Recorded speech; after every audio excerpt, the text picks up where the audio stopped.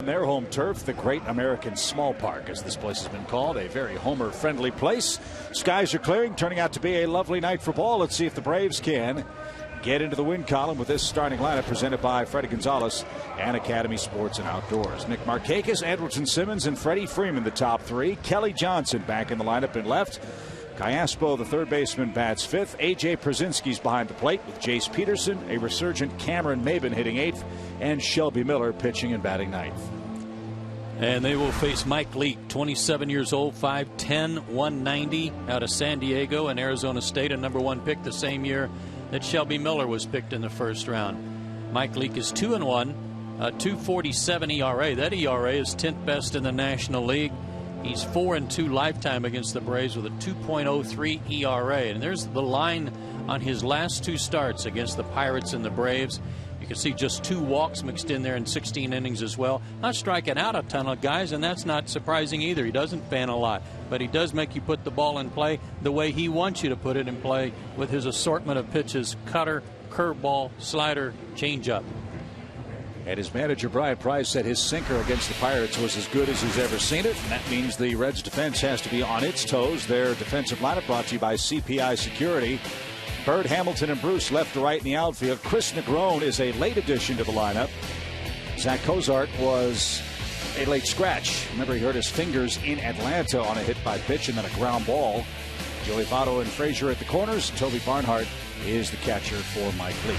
He too homered against the Braves back in Atlanta.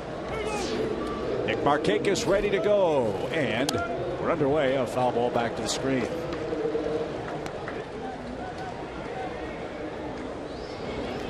Hour and 40-minute rain delay at the start of the game. And 70 degrees officially at first pitch. And strike two. Two leadoff man Nick Markakis. Nick at 296 for the year. No homers. He's knocked in 8.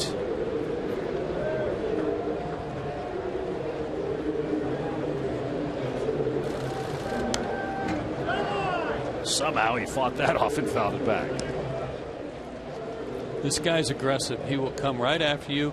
He wants you to put the ball in play early in the count. He's not going to be nibbling on the corners. He comes in throwing strikes. Missed the corner inside, said Las Diaz, the home plate umpire. And the count is a ball and 2 strikes.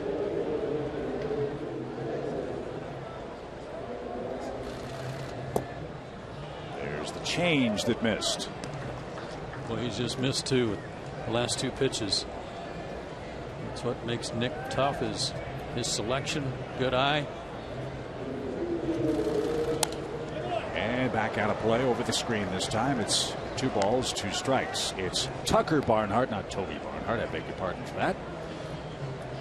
And Mike Leake, that's the Reds battery for game 1.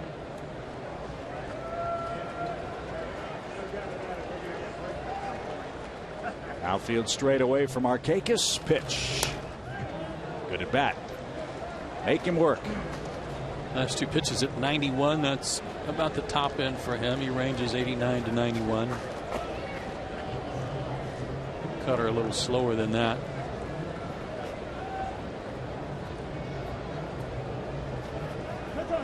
I asked Nick before the ball game if he's going to see just nothing but cutters, and he said no, not really. He mixes it in well, but he certainly keeps you honest with it, at least the left-handed hitters. Leake on the first base side of the slab delivers, and a bouncy ball up the middle. Negron, nice pick and a pretty play. Takes care of Markakis for out number 1.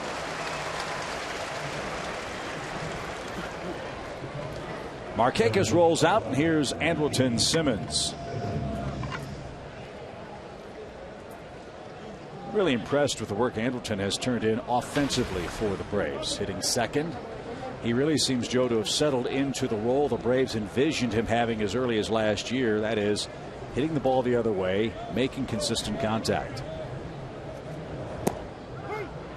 Just had his 8-game hitting streak snapped yesterday. Leads the big leagues in runs scored in May with 13 of them. But anytime you play in this ballpark, it is somewhat of a danger because you think about home runs. This is a great hitter's park. Driven toward right. Bruce retreats, still going back onto the warning track, can't get it, and that's over his head and into the seats. An opposite field ground rule double for Andrelton Simmons. And that ball just kept carrying and carrying. Bruce couldn't catch up to it. I thought you'd called it. It is really a short porch to right field. It's only 370 to the power alley, so you can imagine how close it is to straightaway right field. And Andrelton took a sinker that was up a little bit and went the other way with it to back up what you were talking about, Chip, and how he's using the whole field. So it's a 9 of 10 for the Braves shortstop, and now Freddie Freeman can go to work. He's hit 5 homers. He's driven in 18. And that ball's shot toward left. Bird on the run. He's going to get there on the track. So on the first pitch, Freddie Freeman flies to left for the second out of the inning.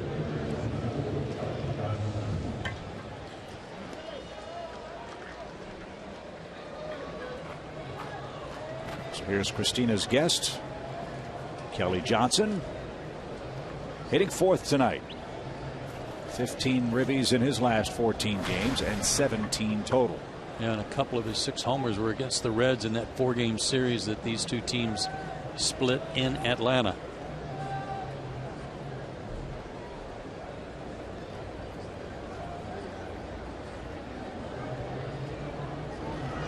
Braves, as you know, have done plenty of 2-out scoring this year. The club hitting .291 with a runner in scoring position and 2 outs. That's remarkably good work. Take that all year long.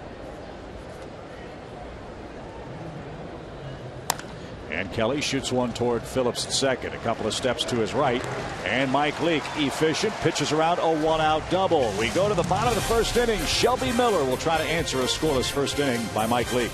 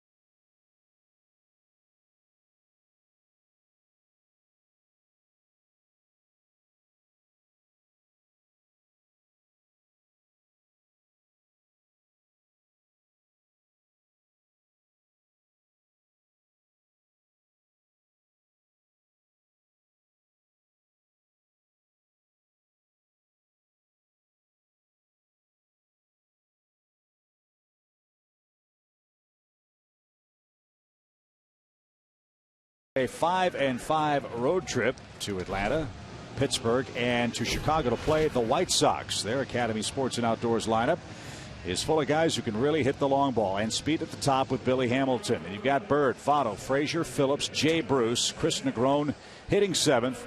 Barnhart and Leake, the 2 men that homered against Shelby Miller. You know Shelby does not want a repeat performance of that here tonight in Cincy. Shelby's 4-1 with a 1.66 ERA. Take a look at some of these batting averages against him in various situations. Bases empty, 195. You see they're nothing over 200, and the league only hitting 178 altogether against him this year. That's 3rd best in the National League. And an immediate test in Billy Hamilton, the Reds' leadoff man. He's hitting .203 this year. And he's down a quick strike. His biggest problem right now, not stealing bases. He's 16 out of 17. It's stealing first base. An amazing stat for Billy Hamilton. Here we are in the 32nd game of the year for the Reds. One of the fastest guys in baseball does not have a bunt hit. How does that happen? I don't know. Not very good at it, I guess. Showed it there to pull Callaspo in close.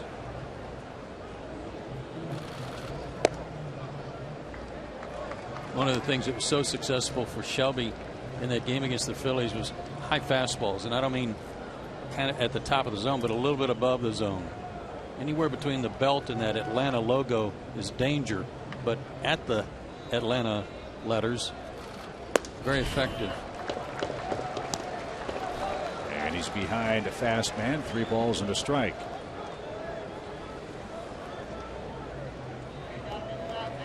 Hamilton's also only walked 9 times in 118 at bats. Not a ratio you want out of your number 1 hitter.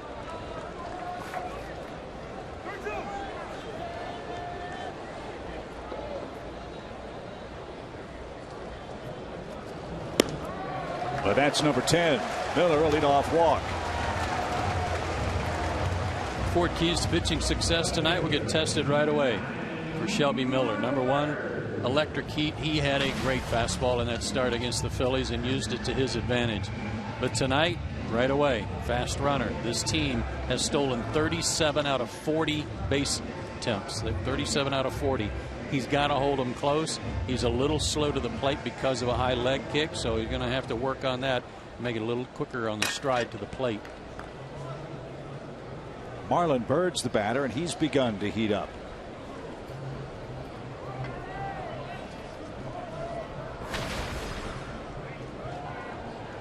Byrd batted down in the lineup in Atlanta. He's moved to the 2nd spot. He's been feasting on fastballs. A lot of homers for Marlon lately. He's homered in 4 of his last 7 games for the Reds. He's also getting on base, drawing lots of walks in front of Joey Votto, who waits on deck. I think they made that move after Cozart missed some games after they left Atlanta and needed somebody to fill that spot. And he's been doing a good job. Hamilton has a nice lead at first. He's itching to run. Not this time. Swing and a miss at a good fastball. There's that high pitch. And it's 0-2.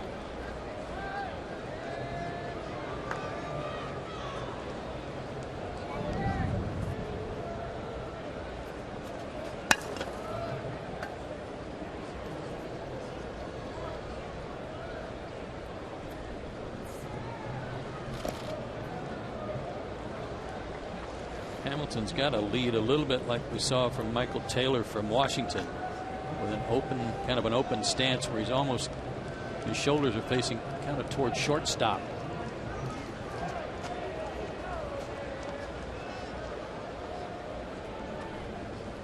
Another half step. 0-2 pitch. He's going. Fastball high. The throw to second. Short hops the bag, and Hamilton's in safely with his 17th steal.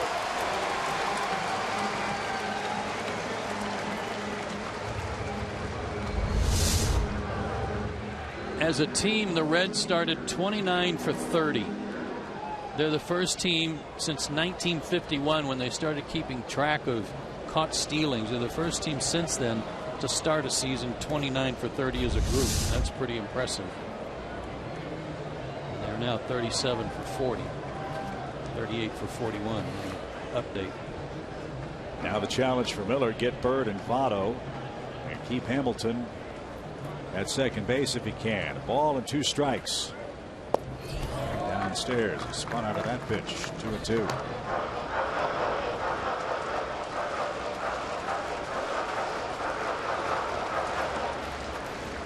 Neither pitcher started their warm-ups when the rains came. They were still in the dugout.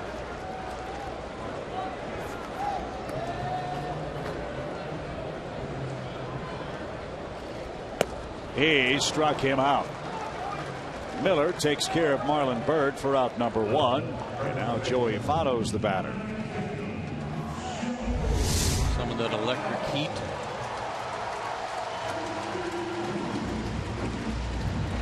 surrounded by him a couple of times.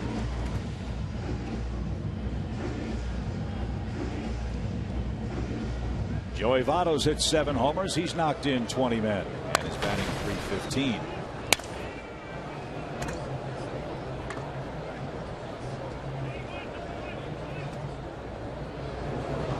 Miller tried to pick off Hamilton. Simmons was standing 30 feet off the base, and the throw was to Anderson's right. That wasn't even close. Because there was no one there. He thought Anderson was going to the bag, and he bluffed. And when he saw him bluff, that's when he spun around. At that point, Anderson had already gone back to his position. Now he's just trying to hang on to the baseball, and he couldn't. So Hamilton's at third on the pitcher's error. Now Votto with a fly ball could put the Reds in front.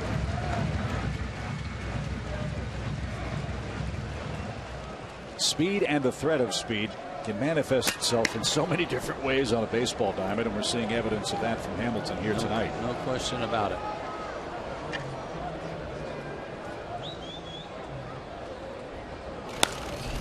Fly ball down the left field line, out of play, foul from Joey Votto. He's 3 for 12 against Miller lifetime. He had a good road trip. He had 324 overall. As a team, they didn't do much in this situation. Runners in scoring position, they were 18 for 88 on the trip. 205 mark. Pretty miraculous, Joe. They won 5 games out of 10 despite leaving 73 men on base in the 3-city road trip. And Votto has their first crack to plate a run tonight. Todd Frazier's on deck. 1-1 pitch from Miller.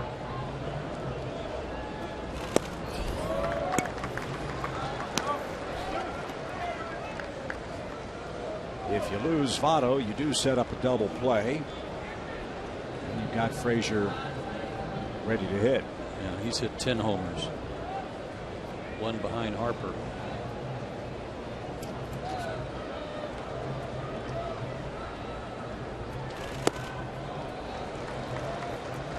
Came out of that curveball a little bit.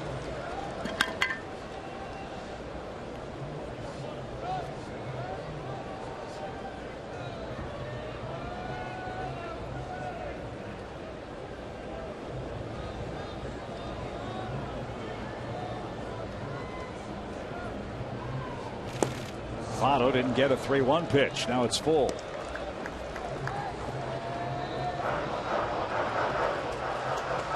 The Reds as a club hitting just 197 this year with runners in scoring position. That's hard to believe with all the firepower they have. Shows you how much they're struggling with some of the guys in the middle of their order.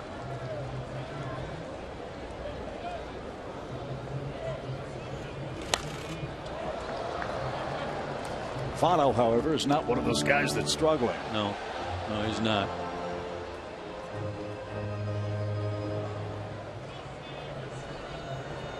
Six for 16 in the series in Atlanta.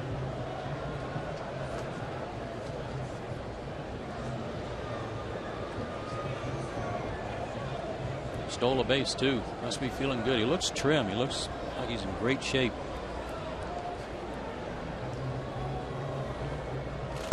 Did he go? Yes, he did. Big pitch from Shelby Miller. Votto out on a check swing strikeout. Another fastball. Couldn't hold up on the high gas running away from him.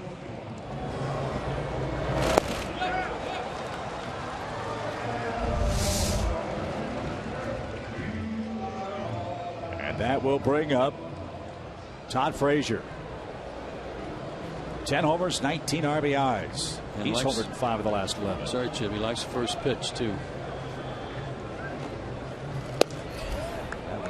Too high for his liking. Ball 1.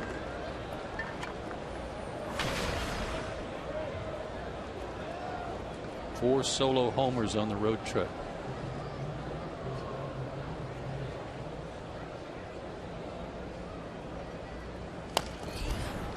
Right off the foot. Foul for an even count.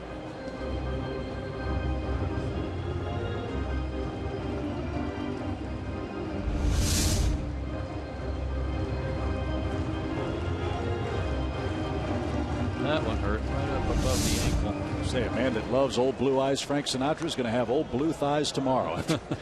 Ball whacked him in the leg. That's Todd's walk-up music. He has the Sinatra songs.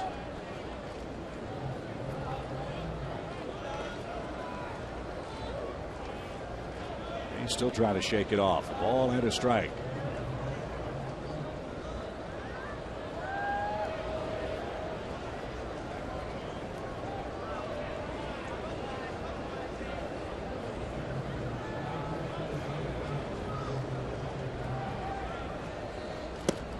Stayed high. Shelby behind 2 balls and a strike. Frazier is one of the Reds that is struggling with men at second and third. A 143 average this year. That two-seamer right now looks like he's overthrowing it just a little bit because of the situation he's in. He's trying to make a good pitch with it, but it's getting away from him some. Bouncing ball to third. Callaspo's got it. Long throw across, and how about Shelby Miller? A walk, a stolen base, and an error. Then he strikes out 2 and gets a ground out to keep it scoreless heading to the second.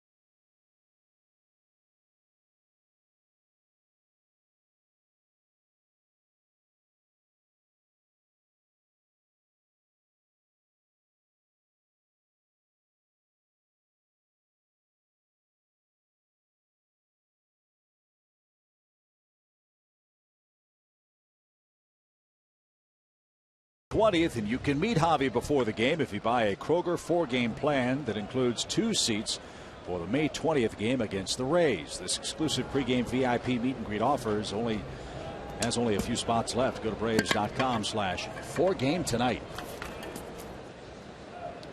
To the second we go. Alberto Callaspo leads off and takes a strike from Leake.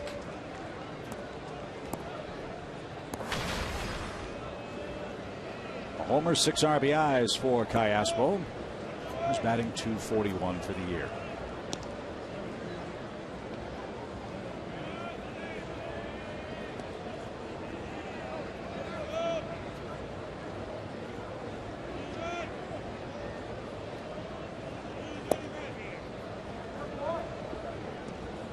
Two balls and a strike.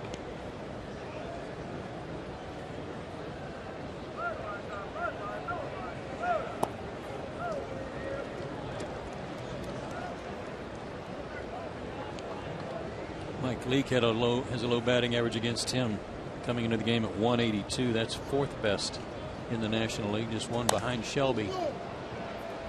Straightaway center. Billy Hamilton plays very shallowly, and he makes the catch easily for the first out of the second inning. They certainly do it in different ways, these 2 guys, but they have both been outstanding their last 2 starts and off to great starts, both of them here in this 2015 season. Well, I'm going to take a page out of Hawk Harrelson's playbook tonight. A.J. Pierzynski's my pick to click tonight. Maybe he can splash one down into the Ohio River. Well, he's well rested, hasn't played since Friday night.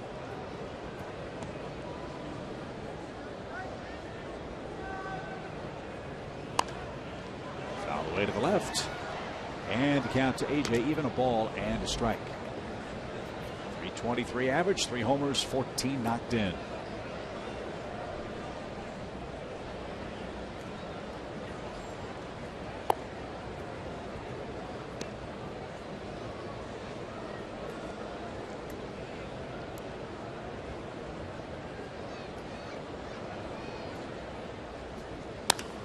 To second, Brandon Phillips has it and flip to first. And there's out number 2.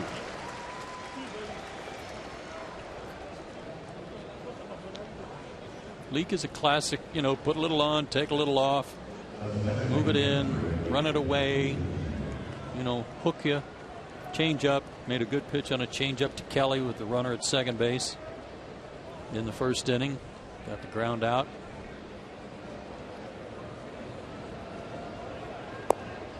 Downstairs, ball 1.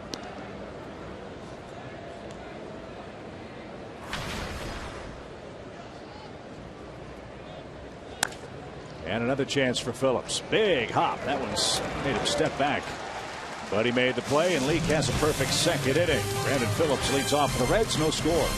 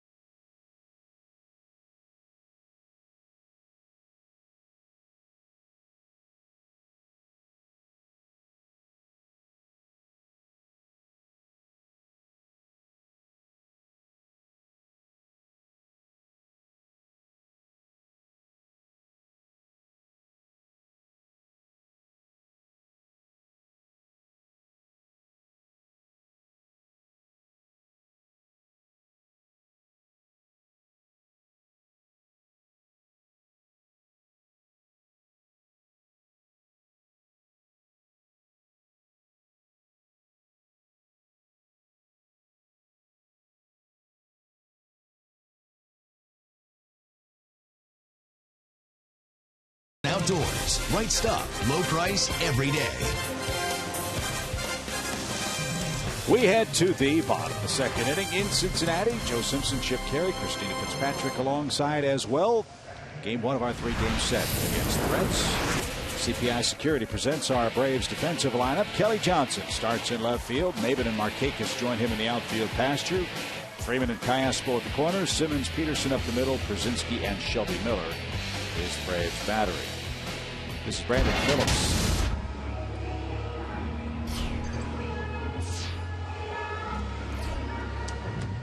He had a good road trip after sitting out that first game in Atlanta. Hit .394 on the trip.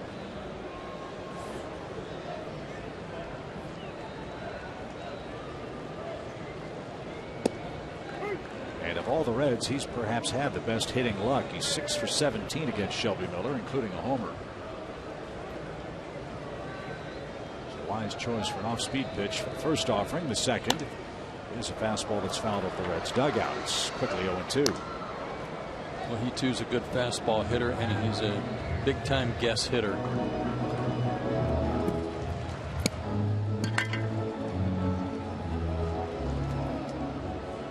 And he's a smart hitter.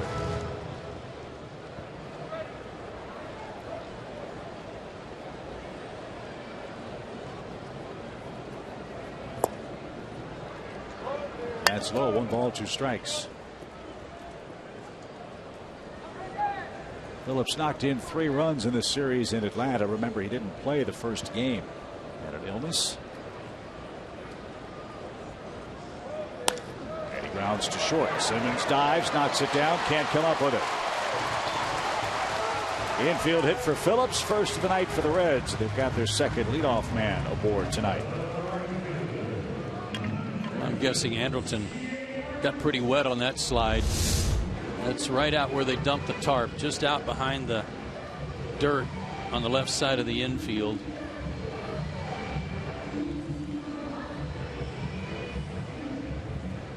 The ball just didn't stay in his glove.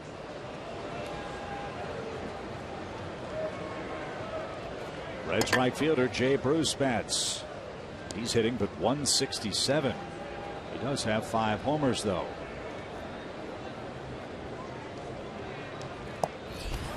That's a little low. Ball 1. It's not just Hamilton that steals either. Frazier 4 for 4. Phillips 4 for 4. Votto 4 out of 5.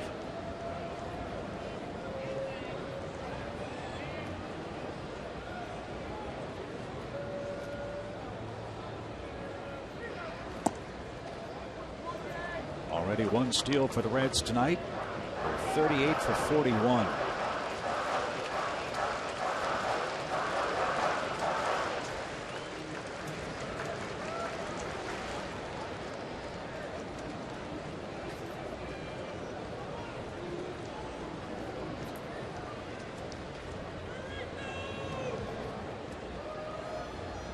Not going.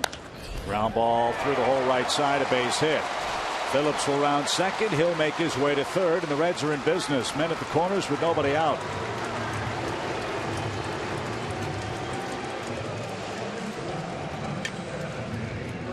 Jay Bruce has really been scuffling. 4 for his last 33, but he got a fastball down that had a lot of the plate. Again, it's the fastball up where Shelby can just tear hitters up. That one down, they can drop the barrel on it a little bit easier. Jay Bruce did there. Chris Negron came over from the Red Sox for Alex Gonzalez in 2009.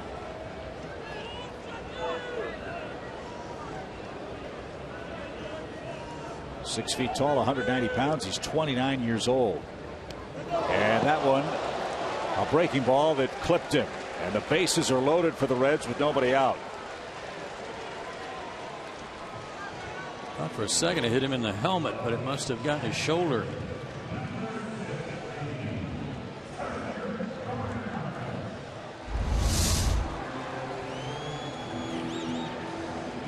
Shoulder.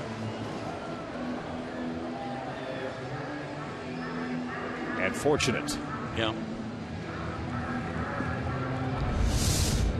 So big time trouble here in the second inning. Bases are loaded for Tucker Barnhart, man that homered against Miller back in Atlanta.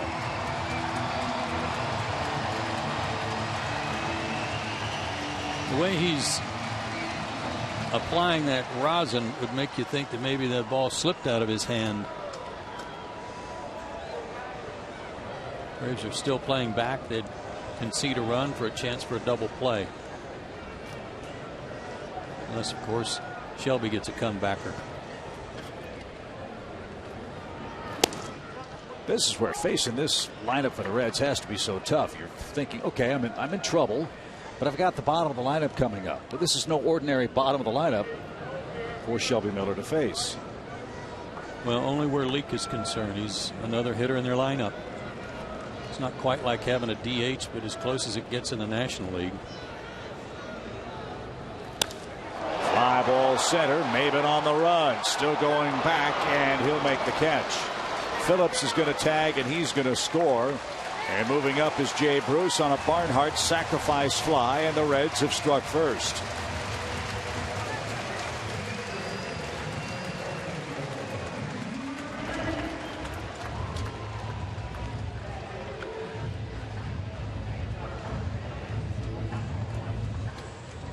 And here's Mike Leake. Still kept the double play in order. Maben got it in quickly. Kept Negron at first base, so they can get a ground ball from Leake, maybe a double play, and get out of the inning. 2 hits this year for Leake, 71 in his big league career.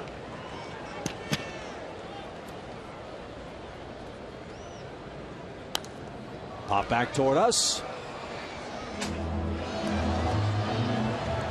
And just out of reach. Strike 1 for Leake.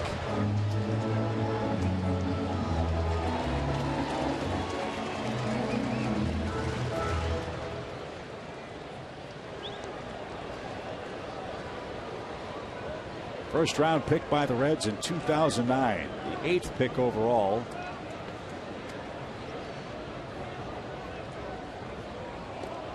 And went straight to the big leagues in 2010. Never pitched a game in the minor leagues until 2011 when he went out for 2 games on a rehab.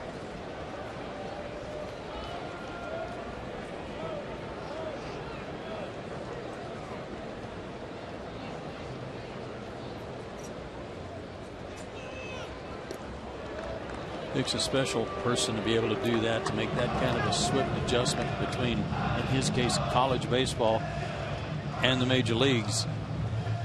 But he was playing at Arizona State, a top-notch baseball program, and obviously the Reds thought he was capable of making that transition quickly, and he has. Runner at first goes. Pitch, broken bat, grounder toward third. Runners coming home on contact. And it got Bruce on a rundown. Callaspo will feed Miller, who applies the tag at the plate. So Jay Bruce runs into a second out. Leake is at first. Negron is at third, and there are 2 outs. Well, that was a smart play on Callaspo's part, and a heads-up play, because the runner at first is moving. So no chance for a double play. And they save a run by coming home instead. They get Bruce, and they've still got a first and third situation. Well played by Callaspo.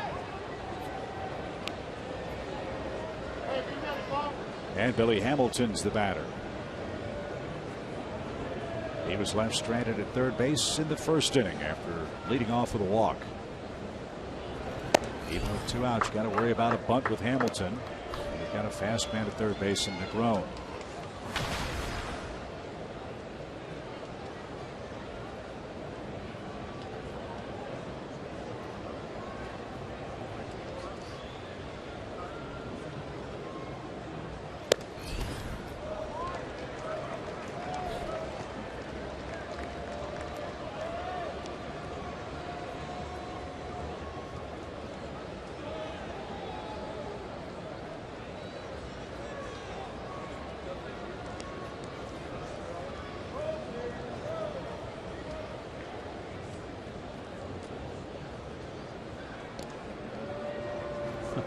Holding the pitcher on, just in case.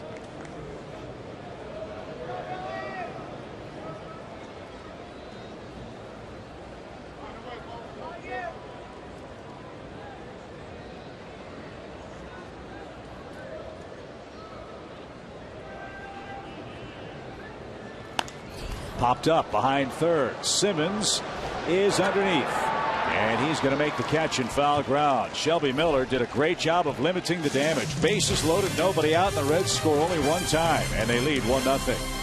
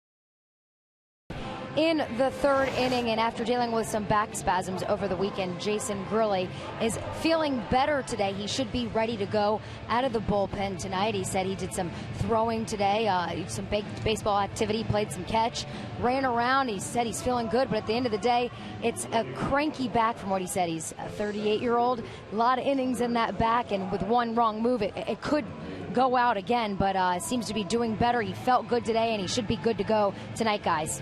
And Christina, if that's the case, that's certainly good news for the Braves, for neither Grilli nor Jim Johnson pitched at all in that Washington series, and they were missed. And here's some video from earlier today of Jason Grilli's bullpen session. He's the guy on the left. Just good to see him down there throwing, playing catch, doing anything. Like Christina said, that's baseball-related activity. Yeah, he said at long last today, his back had that very satisfying pop. Good. So he felt great a couple of hours before the game. Hopefully it doesn't tighten up tonight. The rain delay and the delay in the start. Cameron Maybin leads off. 9th straight start for Cameron Maybin. This guy Leake can get on quite a roll. He did in Atlanta from the 2nd inning to when he came out of the ball game after 8. He retired 17 out of 18, you might remember. And the only interruption was a walk. He's 5 for his last 5 with a total of 4 ground ball outs in the game tonight. And that's a great way to pitch in this park. 2 balls, 2 strikes for Cameron, and that's off the plate, full count. Leake, the 7th Red to go straight to the major leagues, either high school or college. Bouncing ball again to Phillips. Brandon's got it, sets and fires to first. Close play, and Maybin's out by a half step. Brandon was a little ginger with footsteps with the wet turf out there. You can understand that. 1 down.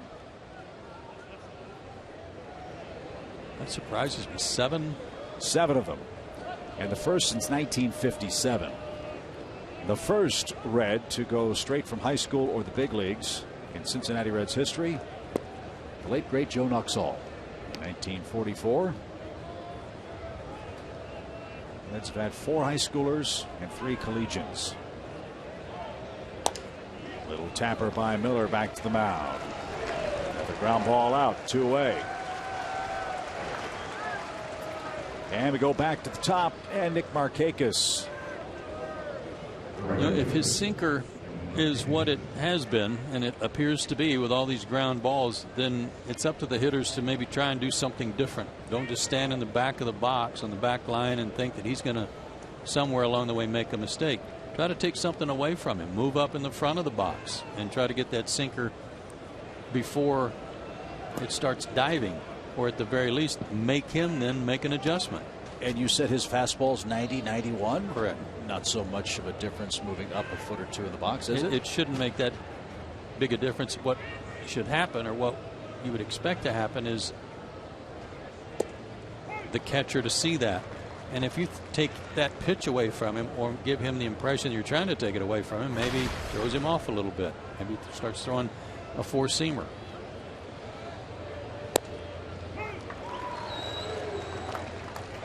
Strike after strike from Mike Leake. A ball and 2 strikes to Markakis. Negron took away a hit from him to start the game.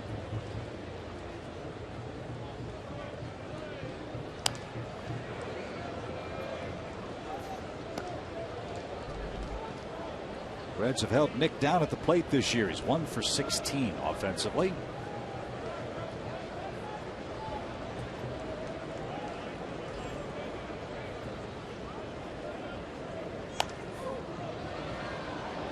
And fouled back.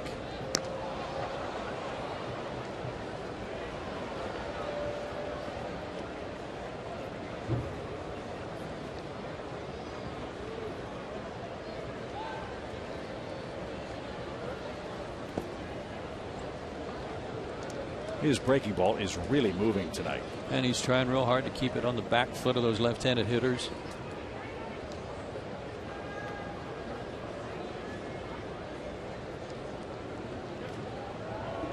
Got a winning record in his career, 55-43, sub-4 ERA, in a ballpark that is a hitter's haven.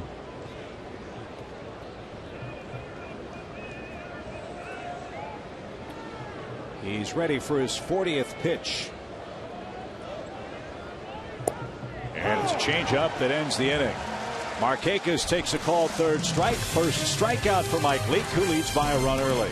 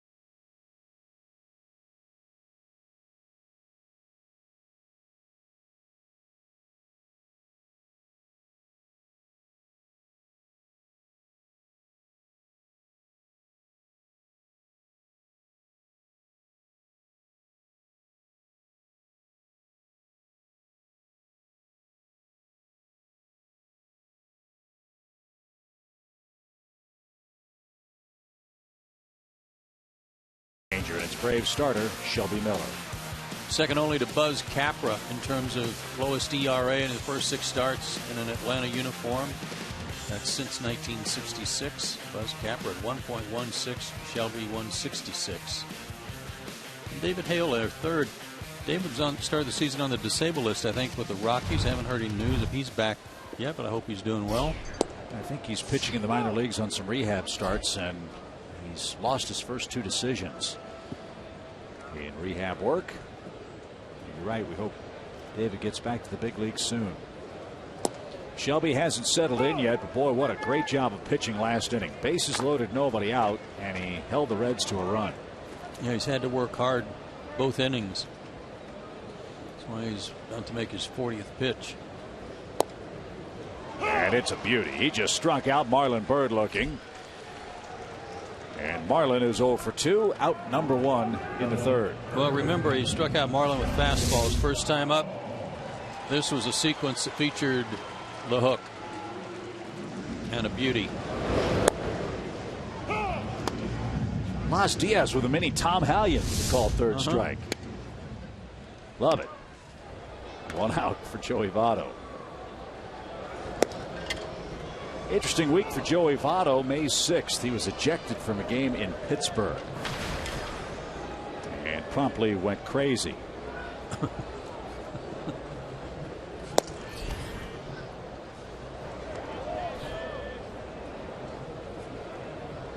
Yeah, he actually bumped the umpire, didn't he? I mean, charged him. There's another strike. It's 1 and 2. Yeah, Chris Conroy tossed him. Joey Votto wasn't aware he'd been thrown out of the game. They made contact with the home plate umpire. No word on any discipline for Joey Votto, who will have a seat. Miller's got back-to-back strikeouts. 2 are down. He's gotten both Bird and Votto twice.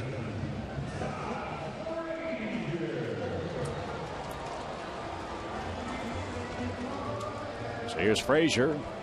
He bounced out with Hamilton at third base with 2 outs in the first inning.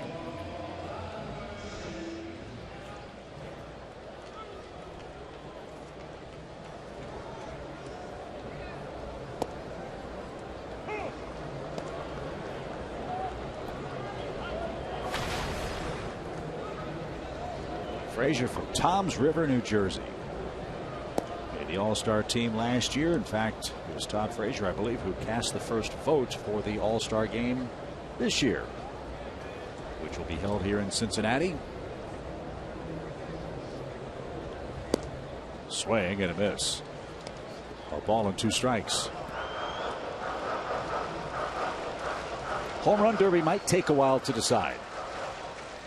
With the juiced up baseballs and the small dimensions here.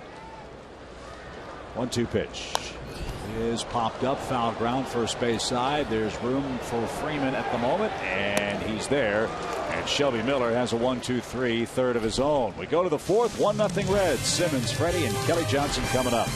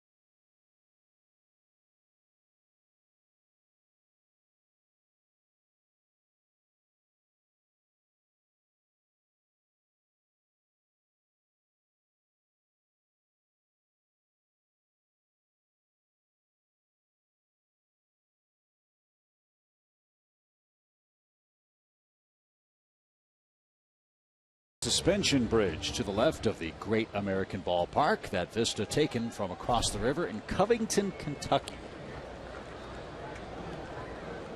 This has always been fertile ground for Braves country. A lot of fans here tonight to see Atlanta play Game 1 of the series.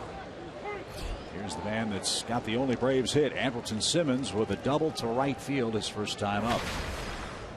Since that 2-bagger, Leake has retired 8 consecutive. He's quickly ahead, 0-2. I think that took a bite out of Simmons.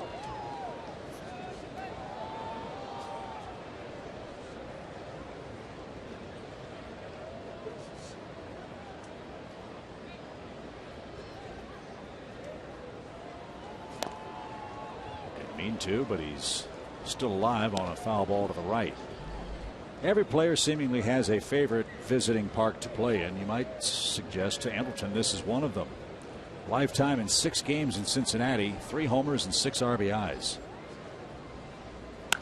And a high fly ball hammered toward the Reds bullpen. Hamilton going back, still going, it's gone. Andrelton Simmons has tied it up with a solo homer. Your timing was impeccable. Miracles never cease. Simmons with his 3rd homer. And the Braves are on the board as Leake surrenders his 6th long ball of the year. It's a 1-1 game.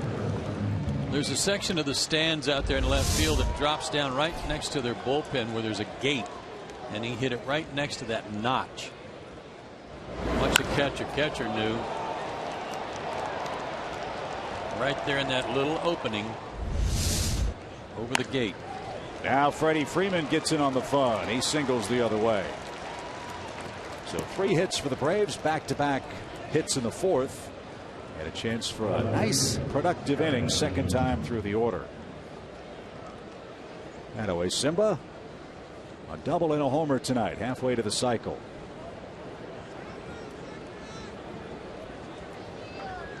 A double and a homer against a guy that is about as good as anybody right now in the National League. That snaps his long scoreless streak. 19 innings between runs allowed by the Reds right-hander.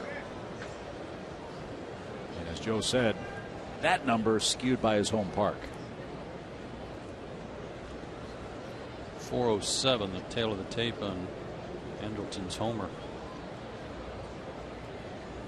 And it came on an 0-2 pitch. Yeah, they ran the fastball in on him that he check swings and stays alive on it, and then didn't miss the next one.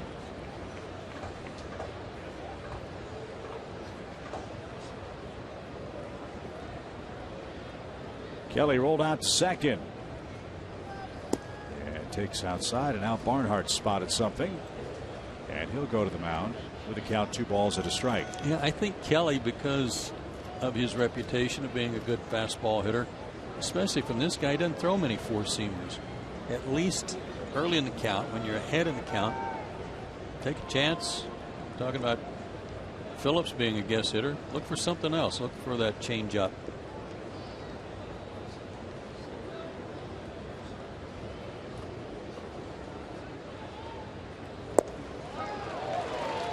There's the slow curve.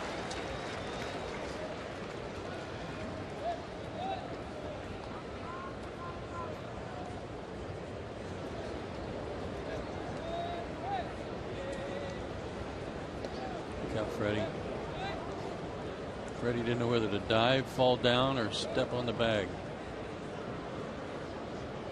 If he'd turned and dove for the bag, he'd have been wrapped his arms around Terry Pendleton.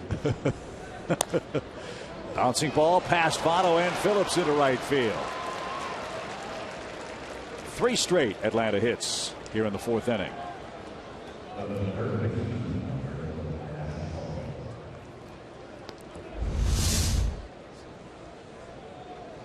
Breaking ball, not a bad pitch. Breaking ball down. Kelly dropped the barrel on it. Really kind of pounded it straight into the ground, but with a runner being held on at first base, an opening for him. Keep it going. Callaspo fly to center to start the 2nd inning. And looks for his first hit against the Reds tonight, too. 1-1 game. Andrelton Simmons with a homer tied it up to start the 4th.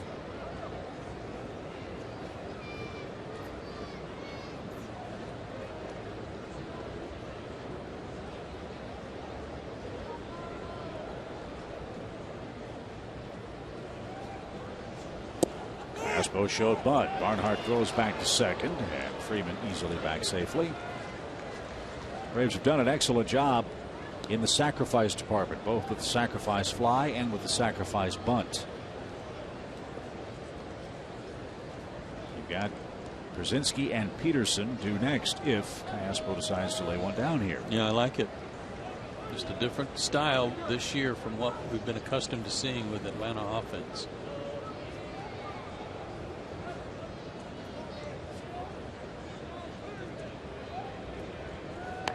And Callaspo bunts it hard back to the mound. Leake's going to go to third, and that's going to be in time. And Alberto not happy about that. So he bunts into a force play. Freeman's out 1-5. Kelly Johnson at second. Callaspo's at first. Well, that obviously hurt. But Mike Leake He's such a good athlete, and not just a good pitcher, not just a good hitter. He's an excellent fielder. We saw him make a real good play bouncing off the mound on a slow roller in Atlanta. Makes himself an extra infielder, and he made a good play there, although that wasn't the best of bunts.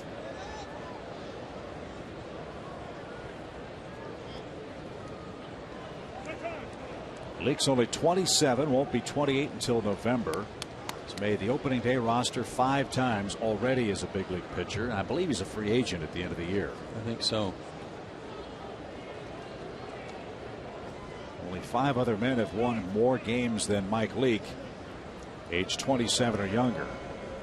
Clayton Kershaw, Rick Porcello, Madison Bumgarner, Trevor Cahill, and Matt Latos. He will be a free agent at the end of the year. He will have 6 years in.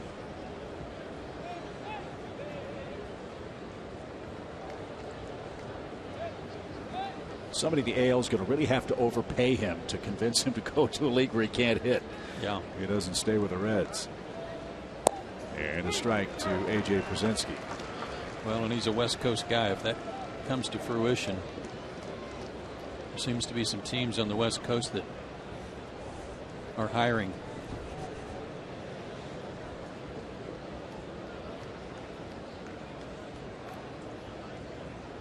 AJ bounced out his first time and looks outside at a fastball. 1-1 the count.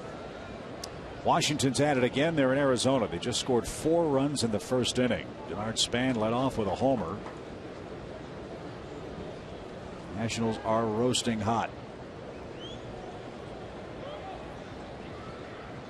And that's Max Scherzer going to the mound for the Nats tonight. Against his old team. His original team. Right. Josh Colmenter is the Diamondbacks pitcher. Cubs lead the Mets and Jacob deGrom 4-1 in the 6th inning. Milwaukee 7-6 over the White Sox in the 8th. Pirates lead the Phillies 4-2 in the bottom of the 9th. Here we're tied 1-1. And AJ, a line drive to left field, a base hit. Kelly Johnson had to hold. And the runners will move up 90 feet. A single loads the bases. Boy, was that a good stroke. Took that pitch that looked down, breaking ball, and took it the other way. Didn't roll over it, didn't try to pull it. And that's why Kelly had to freeze, because he wasn't sure if Negron was going to be standing there to catch a line drive. He was doing an excellent job of putting the ball in play against Mike Leake tonight. And now Jace Peterson bats with the bases loaded. He's 6 for 18 with runners in scoring position. And no swing. And how about this? Braves rookie second baseman's 2 for 3 with the bases loaded.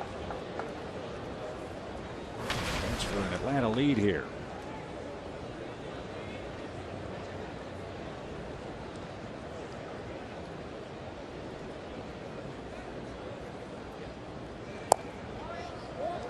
Situation like this, you want to make sure that you get Leake to get the ball up. He's 2-0 now.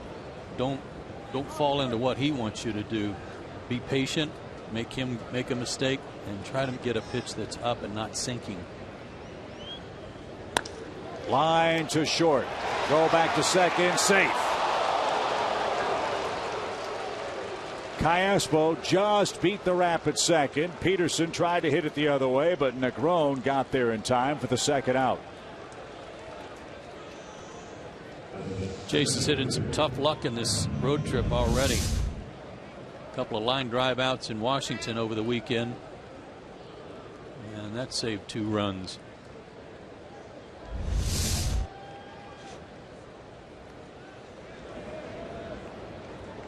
So 2 outs, bases loaded for Cameron Maybin.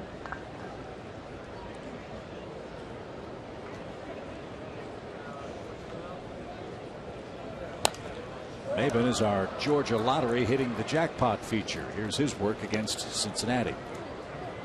Got a good series against him in Atlanta. Homer and 4 RBIs.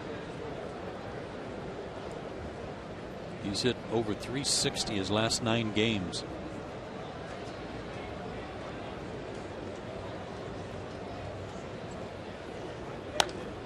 He felt real bad about the Bryce Harper drive in the first inning yesterday. He took the heat and said, look, I should have caught that ball. Said he would have caught it 9 out of 10 times. He thought the mistake he made was trying to use 2 hands because it kind of blocked his view. But well, that ball was 410 feet away. Might have been a little hard on himself. Nothing in 2. Bases full of Braves. Leak kicks and fires, and a ground ball to Negron. He's got it. The flip to Phillips is in time. Brandon caught that with a bare hand. It was a risky play. Hitting starts with an Anderson Simmons homer on a 0-2 pitch. Atlanta leaves him loaded, settles for a tie. 1-1 your score.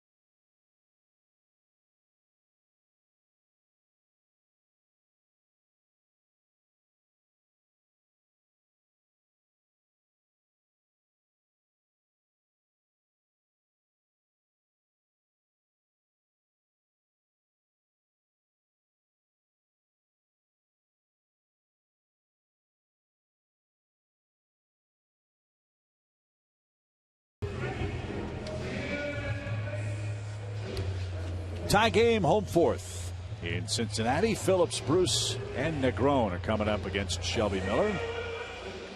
Shelby's got 4 strikeouts. 2 in the first, 2 in the third. He was able to pitch out of trouble in the first and second inning, and boy, Leak did a good job there. Pretty fortunate. 4 hits in the inning, including a homer, and he only gave up 1 run.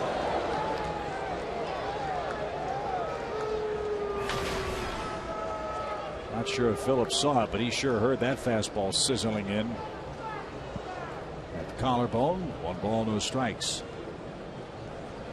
He's all over that pitch and fouled it away. Even count.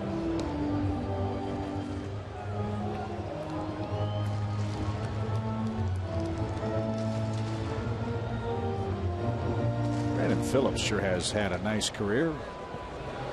33 years old. He'll be 34 in June. Bounce too short. Tricky hop. Simmons stayed with it and got his man for out number 1. Got to tell you, that was the kind of hop that most shortstops would have a little trouble with because they'd let it get in on them a little bit and in between, and trying to be real careful not to let it get under them. And he makes it look like it was just an everyday hop, and it wasn't. That little top spin after the first hop.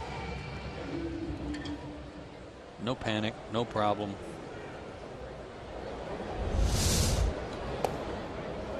That'll bring up Jay Bruce. He singled and was caught in a rundown in the second inning. Trying to score what would have been the second Reds run.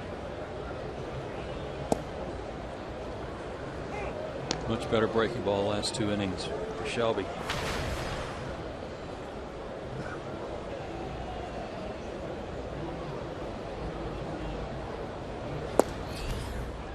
That missed inside.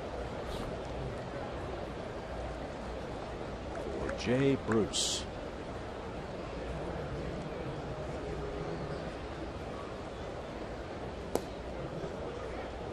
That was nasty. Yeah, beauty. He's just throwing it. He's not overthrowing it. Not trying to throw it 95. Getting a lot better results.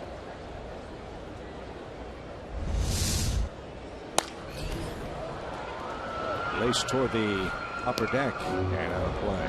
Yeah, I'm not sure that's where he wanted it. 96 had a lot of heat on it, but again, it's down. It's down where especially left-handed hitter can just again drop the barrel on it. If it's more at the letters, it might be a little harder for Bruce to catch up.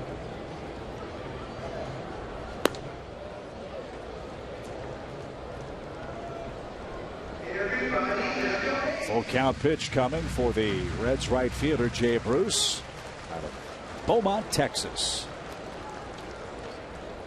Frank Robinson's hometown. The 3-2 pitch. There's another swing and a miss. Bruce is down swinging. Took a little off on that one. Backed off a little bit. Had him out front. Sitting fastball. And it was up too. Oh boy. I'd like to have that one back. Great idea though on the changeup. 5 strikeouts. And Chris Negron's the batter. He was hit by a pitch. And swings the first here and drives to center. Navens back. Plenty of room for Cameron shy of the track.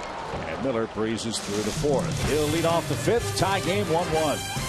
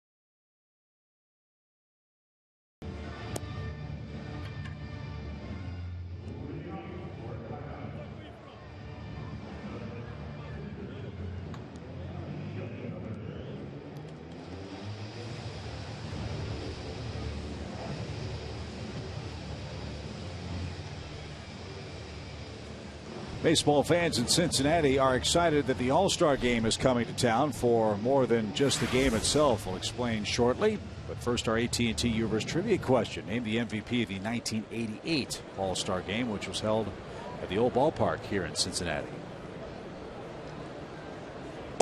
Riverfront Stadium.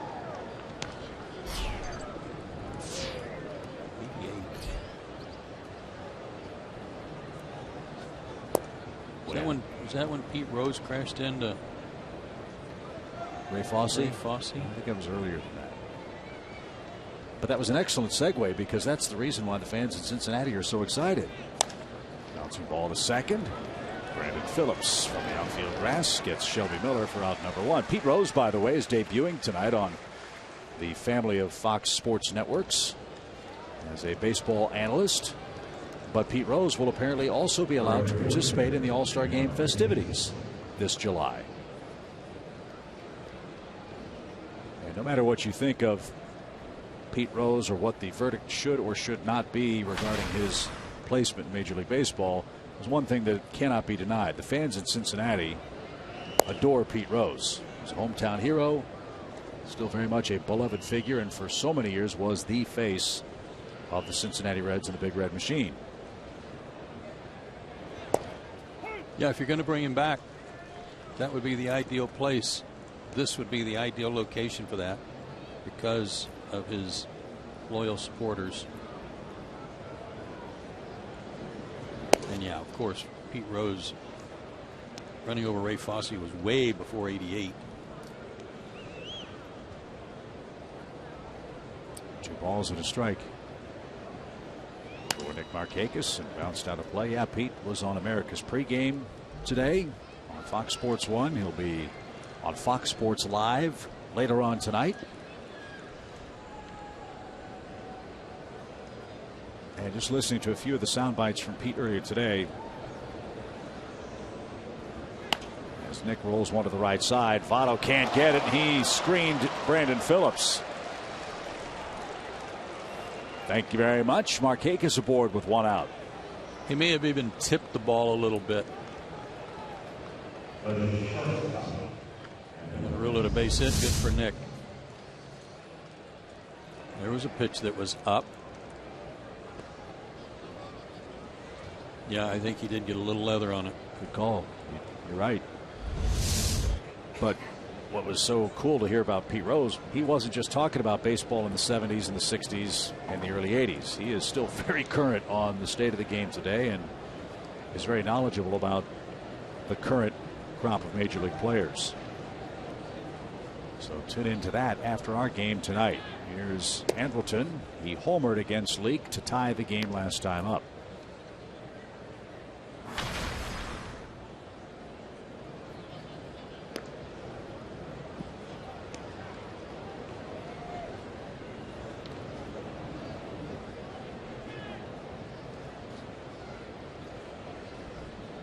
Two for 2 game for Simmons.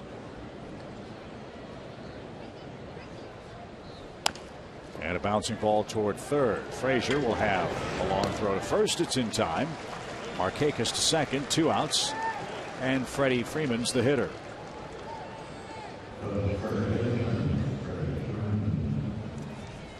See how they pitch him here. He swung at 2 first pitches, hit the ball deep to left, hit a line drive base hit to left.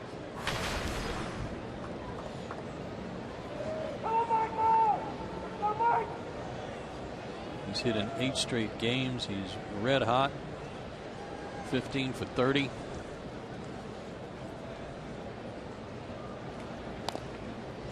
Went after another first pitch. Fouled it straight back. 0-1. And it was a cutter, and it was in a good spot. It was up enough to cause Freddie to have to kind of pull his hands in to try to get to it.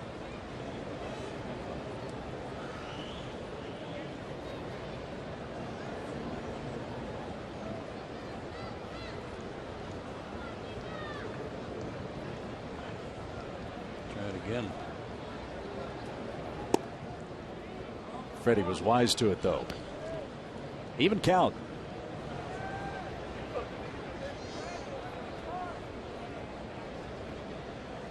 Markakis second after an infield hit and a ground out.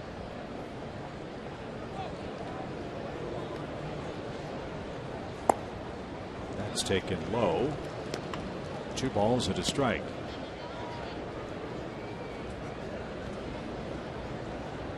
Jay Bruce has a terrific arm in right. If Freeman pulls the ball that way, see if Markakis can beat the wrap.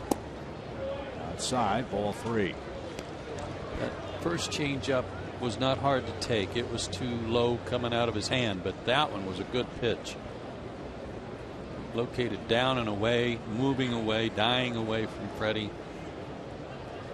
Pretty good bat control, pretty good eye to lay off that.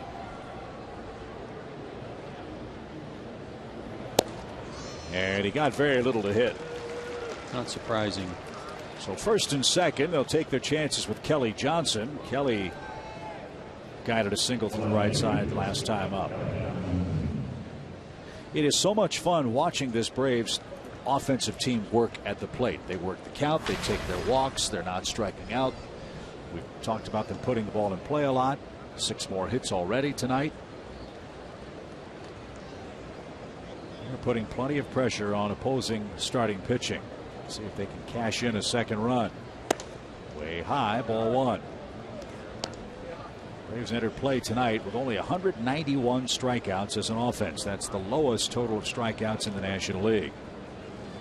This goes back to the same at bat Kelly had last inning. Ahead in the count. An opportunity to look for something other than a fastball. Line to third, and Frazier had him played perfectly. And look at Kelly. What were you doing there, Todd? Excellent defensive placement prevents an Atlanta lead. We go to the home 5th.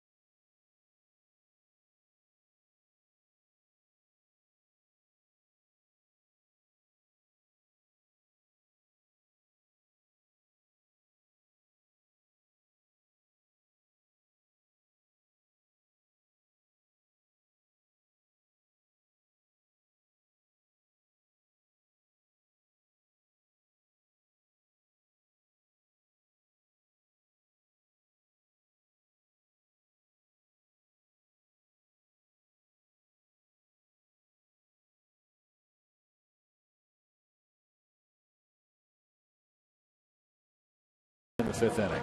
And as we expected, runs are hard to come by, but there have been plenty of base runners. Shelby pitched through some jams in the first couple of innings. He's been rolling them along here in the 3rd and 4th, mowing them down. Mike Leake started well, but now he's run into some trouble and had to pitch his tail off to get through the 4th and 5th, but still only 1 run aside. And he'll have the 8, 9, and 1 hitters coming up for Cincinnati. Tucker Barnhart with a sac fly chased home Brandon Phillips in the 2nd inning for the lone Reds run. Both of his home runs have come in his last 6 appearances. And there's a strike. He backs up Brian Pena, who was supposed to back up Devin Mesorasko, but he's got a bad hip. A hip impingement does not allow the Reds catcher to squat, which is a real problem. Yeah, it is a problem. Mesorasko got to DH though on the road trip in Chicago and got some at bats there. In fact, did a triple I think yesterday, and said he felt it a little bit, but his leg tightened up on him a little bit, but still got a triple. 2 balls and a strike for Barnhart, who pops it up. Anderson Simmons drifts out. He is there, and he's got it for out number 1. Here's Mike Leake. This is, by the way, a very special day in Atlanta Braves history. We all remember the days when Ted Turner owned the ball club. On this date, 1977, Ted Turner managed the Atlanta Braves for a day. There he is, hole number 27. Needed help figuring out how to put on the stirrup socks, by the way, I understand. That's no surprise. Those are kind of tricky things. Right. There is a front and a back. As Leake fouls one back. Now, Ted Turner took over for Dave Bristol, who was given 10 days off to go on a scouting mission. Ted wanted to change the luck of the ball club. Yeah. They'd lost 16 games in a row. Braves were 8-21 at the time. And got to the ballpark, made the decision, I'm going to manage the team. As Leake awaits an 0-1 pitch. He had a great pitching matchup to manage. It was Phil Niekro for the Braves and John Candelaria for the Pirates. And Ted Turner went behind the cage to watch batting practice, and Phil Niekro, who had known Ted for a long time, said, "Where am I hitting tonight, Skipper?" Swing and a miss. Ted said to Phil, "Well, you've been around here long enough. You can bat wherever you want. You want to lead off? We've lost 16 games in a row." And Nuxie said, "I better stick with ninth." So it's a tight ball game. The only real managerial decision that Ted had to make was pinch hitting Darrell Chaney in the ninth inning of that game. He had a ground rule double with a man aboard. And the unfortunate thing for the Braves was it would have tied the game with a fast runner at first base. It was second and third. Goose Gossage came on, saved the ball game, and the Braves lost 2-1. And the very next day, National League president and then Bowie Kuhn said, owners can't manage the team. So Ted Turner's all-time managerial record as an Atlanta Brave is 0-1. See, why not? Why couldn't he? Well, tell that to Connie Mack a few years ago, you know? Well, yeah, I guess the rule changed, but Ted, after 40 years of managing. Ted said, quote, I think they must have made up the rule yesterday. If I'm smart enough to save, and get this, $11 million to buy the team, I ought to be smart enough to manage it. This one's fouled away. Ted even tried talking to the commissioner, Bowie Kuhn, the next day and said, look, what if I go down to the minor leagues and manage for a year and really get the hang of it? Can I come back the next year? And Bowie Kuhn said, absolutely not. You can't do it. That's great. I never heard that. Bouncing ball toward third off the bat of Hamilton. Long throw to first and in time. So Ted Turner, a major league manager with the help of Bill Acree. He's 0-1. This one's 1-1.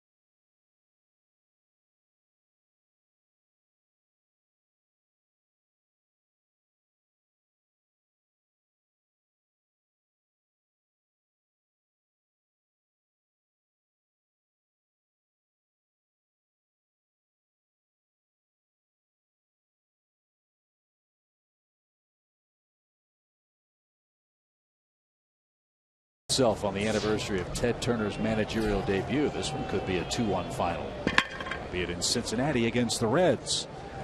Braves are up with Callaspo leading off the 6th.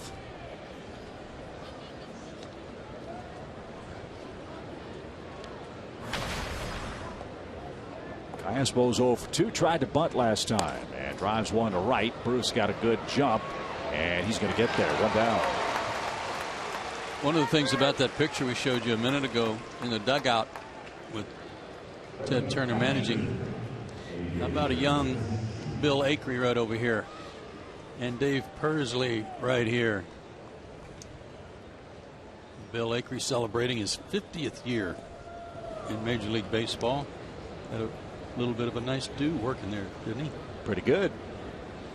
Where'd it go? Dave Pursley in the Braves Hall of Fame, of course, longtime trainer. A.J. Brzezinski, the batter. And he's 1 for 2 on the day. Yeah, Bill Acree, the Braves traveling secretary emeritus. Back in 1977, Bill was the Braves equipment manager. He wasn't the team's traveling secretary. Do you know who was? I do. Pete Van Wieren doubled as the Braves broadcaster and the traveling secretary. Fly ball again to right. This one's going to get down in front of Jay Bruce. And A.J. Brzezinski's got a couple of hits. And he represents the go-ahead run. A lot of wet grass still out there, and Jay Bruce found some. Braves are getting some good swings off Mike Leake the last couple of innings. Another pitch that was up a little bit. Bruce cut it off, but then fell down. Another runner might have been able to take second.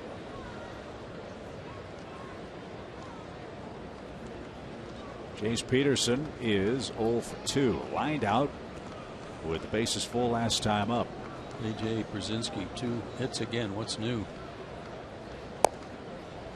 And a strike has Jace behind in the count.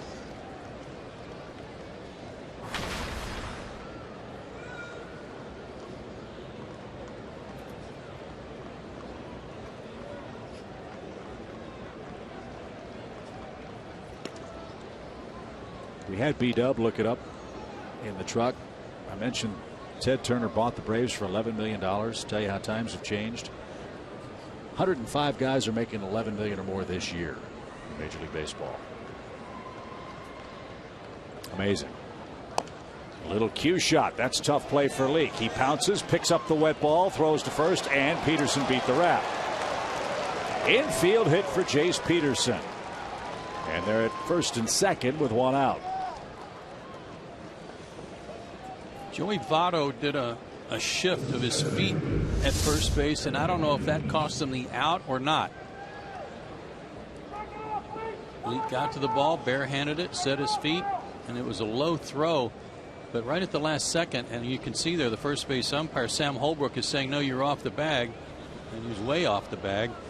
But I think some of that was him trying to shift his feet to go to the backhand to catch that throw. There's another chance for the Braves. 2 on, 1 out. Cameron Maybin hits.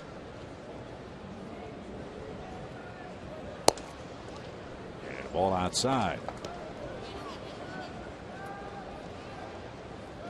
Braves have out-hit the Reds 8-2. Atlanta's left 6 on base.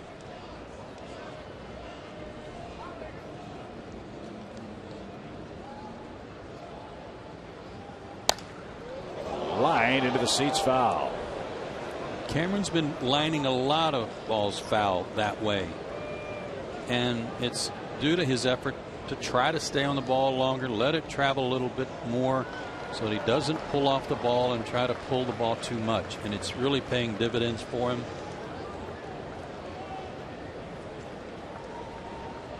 Might want to be heads up if you're sitting above the first base dugout, but it seems to be working for him.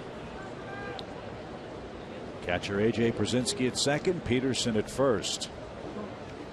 1-1 pitch to the Braves center fielder, Cameron Maybin. Ball 2. Washington 10-0 in the second inning in Arizona. Ryan Zimmerman also hit a homer in the first inning.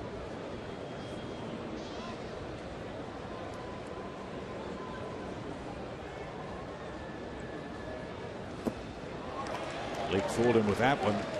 Good pitch. 2 balls, 2 strikes.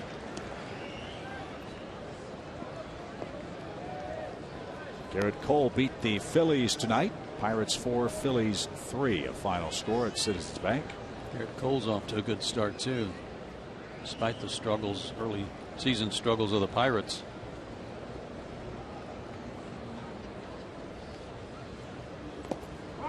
Nice stop. Nice stop indeed.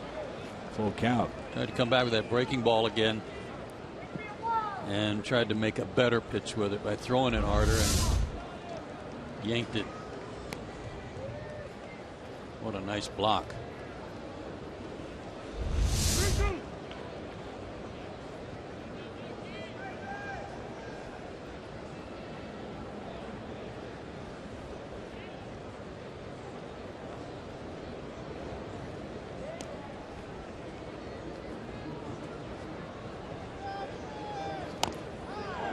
Might have swung a ball 4. That block by Barnhart is such a big play, because if it gets by him and runners move up to second and third, it kind of changes the whole complexion of what Leake's got to do. In that, maybe he pitches around Maben and goes to work on Shelby Miller, but the bases are going to be loaded. But if he does pitch to Maben, then a ground ball or a sacrifice fly gives the Braves the lead. So Maben draws a walk, and the bases are indeed loaded for Shelby Miller.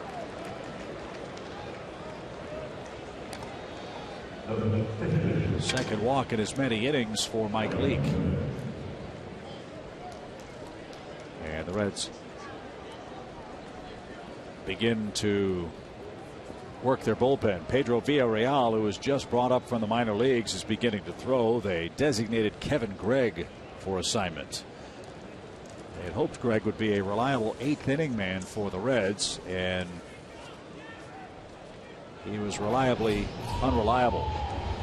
A lot of runs for Kevin Gregg, and his troubles began with Cincinnati on opening day. So Villarreal will get a crack if Leake continues to stub his toe here in the 6th. Well, it's hard to believe that Mike Leake would ever walk 6 batters, but he did in his opening start of the year against the Pirates. He got a no decision, but he gave up 5 runs, 3 earned, in 5 2/3 innings, thanks to 6 walks. Since then, his game high is 2 tonight and in Atlanta. Let's see if Shelby can make some contact and drive one to the outfield. He can help himself. Tie game at 1. Strike 1.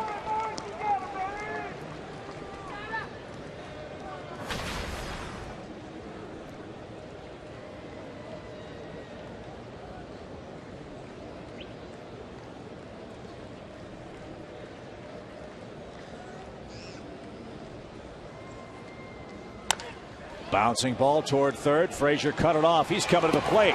And out at the plate is A.J. Przinsky. A.J. said he got under the tag. Not only that, there was a force play in effect, but Barnhart never had his foot on the plate. And Freddie Gonzalez is going to come argue either on the tag or was the plate blocked on the throw from third. Well, that was a heads-up play by Frazier because he knew he wasn't going to get a double play even with a pitcher running, so he came home to try to cut the runner off at the plate. And if that foot got in there, if there was a high tag and the foot got to the plate, again, it's a force play. All he had to do is put his foot on the plate, and he didn't.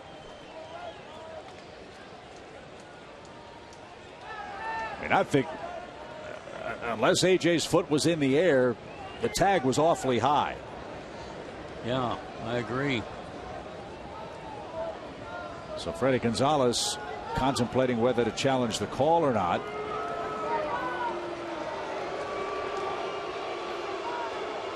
And I believe he is going to ask for a review. And the umpires are probably asking Freddie, what are you challenging? Are you challenging the tag, or are you challenging that he had the plate blocked? I think you have to be specific about exactly what you want the umpires to review. We had a situation like this with A.J. a week or 10 days ago where the plate was blocked, where he had no place to go, you might remember, and he was ruled safe because of that. I think he had a place to go here. I think his foot got to the plate. It's just a matter of if they see that his foot was there before the tag hit him in the shoulder. Quite obvious that Barnhart did not have his foot on the plate for the force out.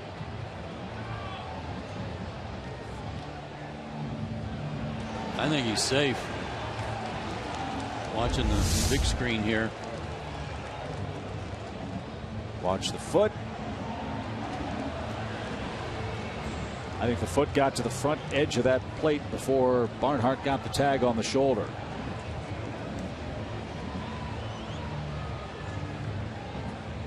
Tag looked like it was on his forearm. He was kind of protecting himself. And we understand that Freddie Gonzalez is challenging the collision rule, that the plate was blocked, not that the foot of Brzezinski got in ahead of the tag.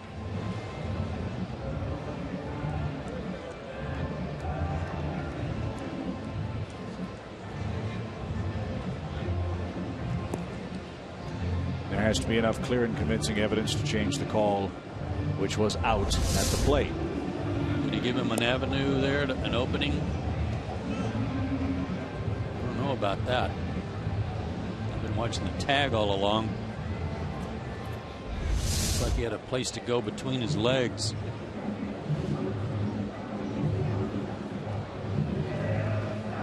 Brzezinski argued after the out call was made by Las Diaz. And it's either going to be a 2-1 game or a 1-1 game with 2 outs.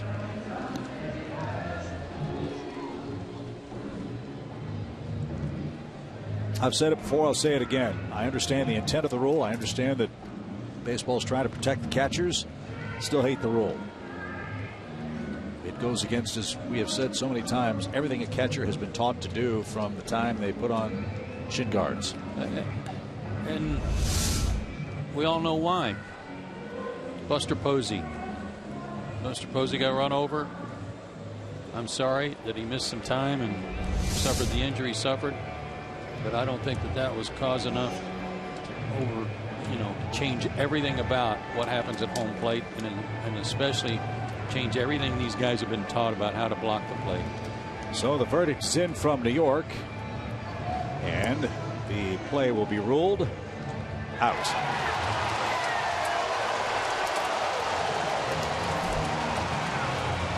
So apparently Barnhart did give Brzezinski an alley. AJ is out 5-2 at the plate. The play is confirmed as out at the plate.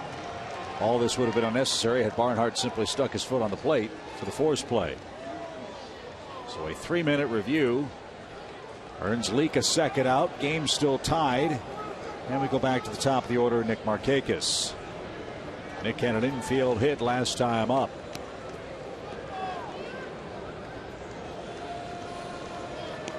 This is the second time in the game the Braves have had the bases loaded. They loaded them after Simmons hit a leadoff homer in the 4th. Got him loaded with 2 outs at the top of the order. Ball 1.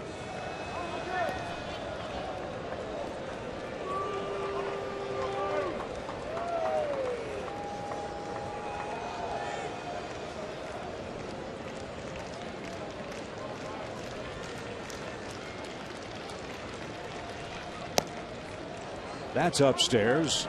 2 balls, no strikes. No place to put Nick Markakis. Leake was throwing a little bit during the delay, trying to stay loose and ready.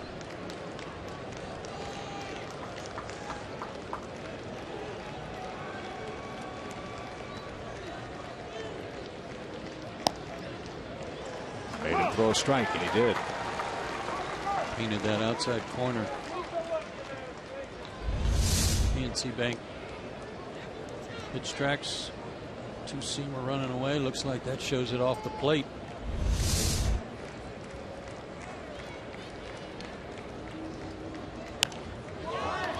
Now it's 2-2.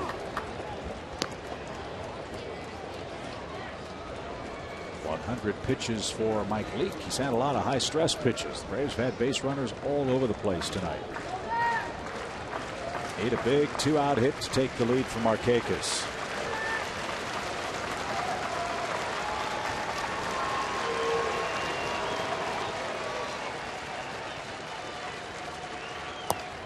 Little number hit toward first. Votto's got it at the bag, and the inning is over. Braves challenged to call at the plate. It was upheld, and our game stays tied heading to the home sixth.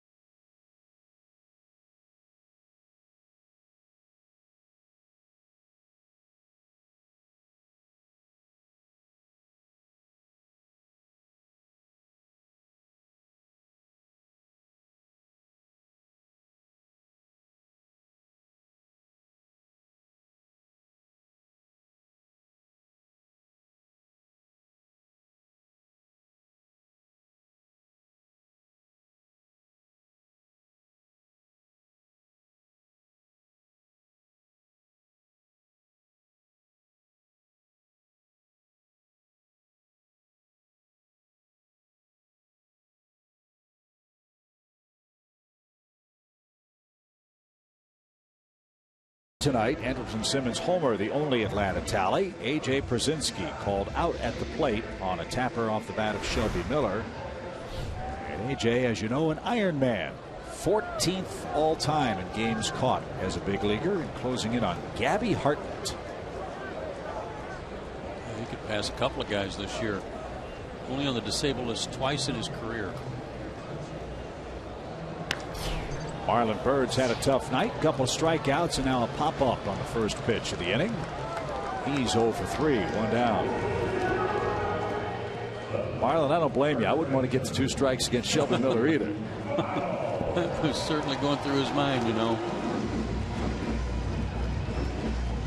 And it's Shelby Miller who's on the terrific roll. The Reds have no base runners since the second inning.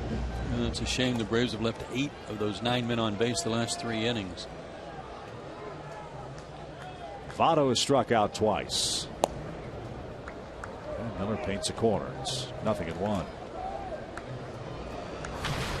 Votto's only struck out 27 times all year now. He takes a little heat around here for his patience at the plate. He's always believed in high on-base percentage numbers. There are those in town who think, hey, man, you're the highest paid player on the team. You're hitting third in the lineup. We want you swinging the bat and driving in runs and hitting homers. Right. And that's why they gave him that contract to begin with. Won an MVP award doing that. To second. Peterson knocked it down. Panic and made the play. 2 outs. Their bullpen's still working. Tony Cingrani is loosening up. So after some real stressful innings in the 4th, 5th, and 6th, it might be the end of the night for Mike Leake.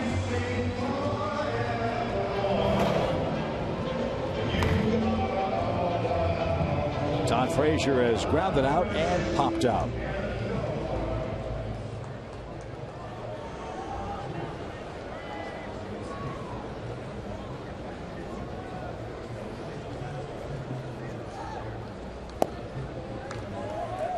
Took a little while for Shelby Miller to get untracked. He's been brilliant again tonight for the Braves. Bases loaded and nobody out. He gave up 1 run in the Cincinnati second. You mentioned in that 3rd inning his breaking ball got crisp really quick, and he's had a crackling fastball from the first pitch of the night. Yeah, he just got Frazier to chase a breaking ball.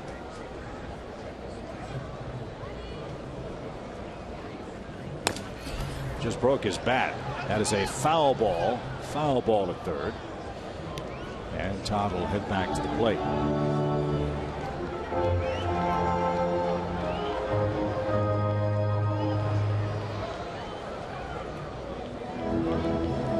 Last 10 starts for Shelby Miller. He's 6-1 with a 176 earned run average. That, of course, dates back to last year. That sinker or cutter has made a huge difference for him. You can go back a little further into the season last year, into early August, and go back 10 or 12 starts and see where that all started with that 2-seamer that he developed.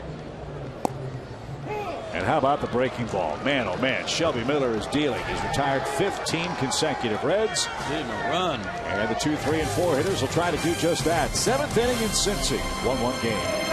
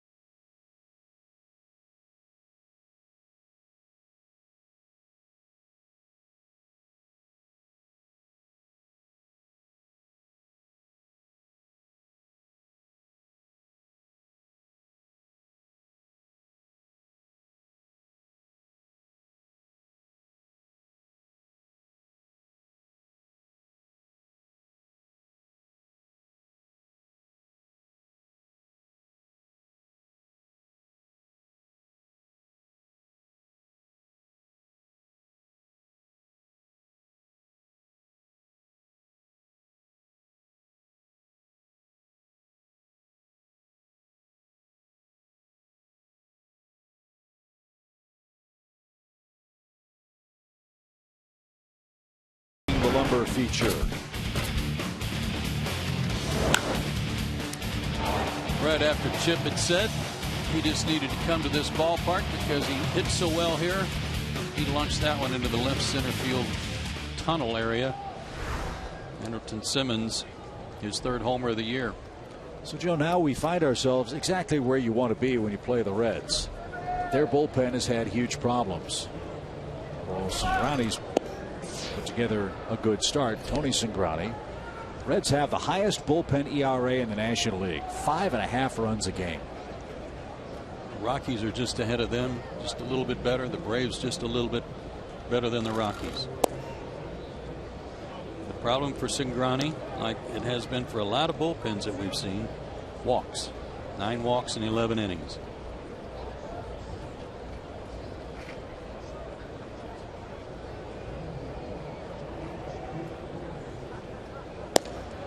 Big long delivery from 6'4", 210-pound Tony Cingrani, born in Evergreen, Illinois. Went to high school in New Lenox, Illinois, and played ball at Rice. Driven foul, out of play for Simmons. 2 balls, 2 strikes. Mostly fastball, slider. His fastball 90 to 93.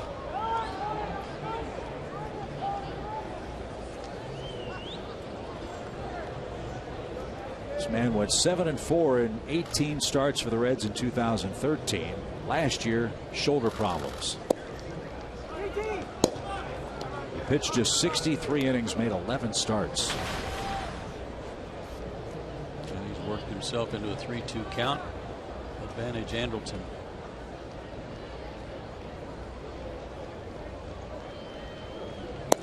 And he just took strike 3. Simba thought it was low, I think. And he's upset that he couldn't pull the trigger. 1 down.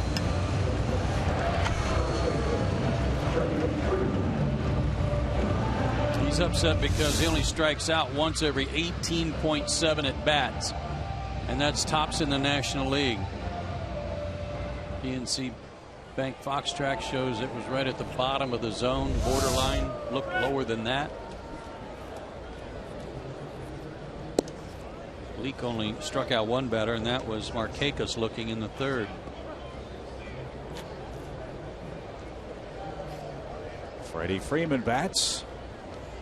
Base is empty, 1 out. Johnny Gomes is on deck, a former Red.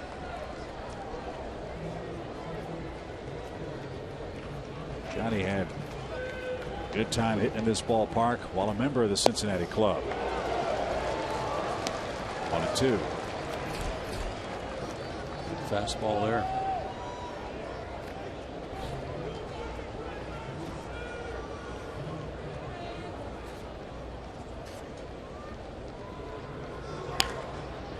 That's bounded foul into and out of the camera well and down the right field line.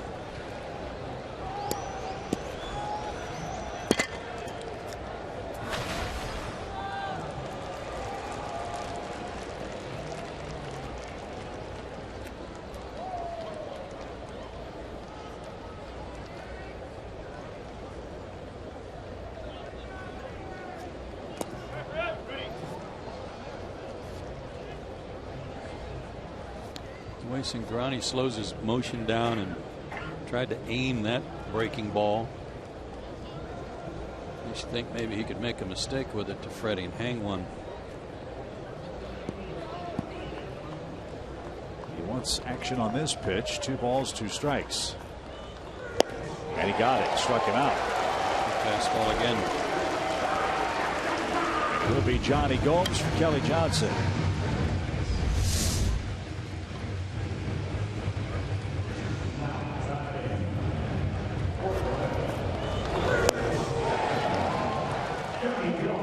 Johnny played 323 games as a Cincinnati Red. He hit 49 homers in that stretch. His best year as a Red was 2010. He hit 266, 18 homers, 86 knocked in.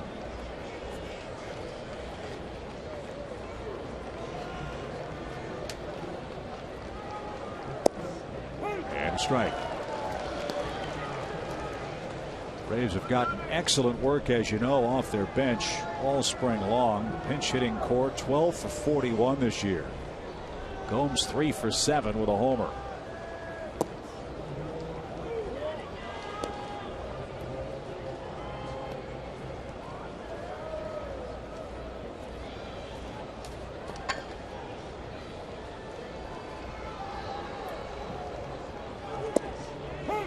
There's a strike.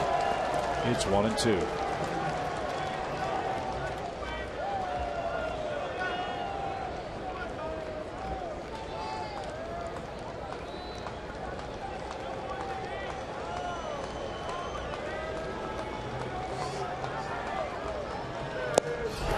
Grani just struck out the side in the 7th. That was a very impressive relief inning. Brandon Phillips leads off for the Reds after the stretch. We're still tied at 1 apiece.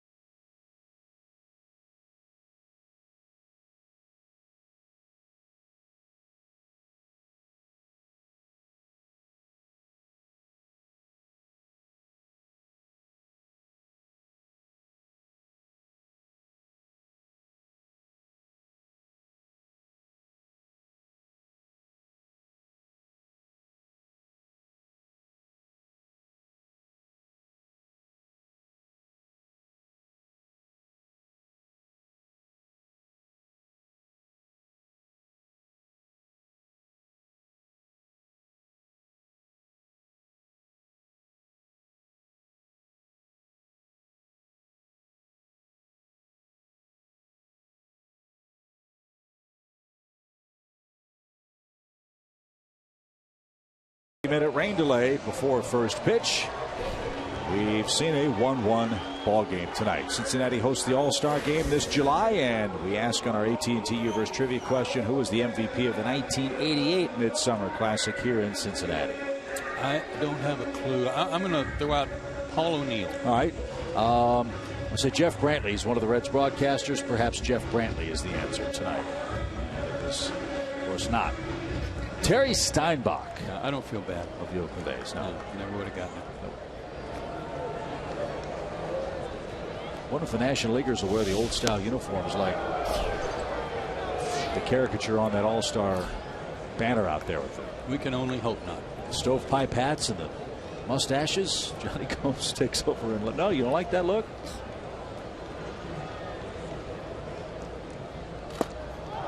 Way high. Miller's missed a couple of times inside Brandon Phillips.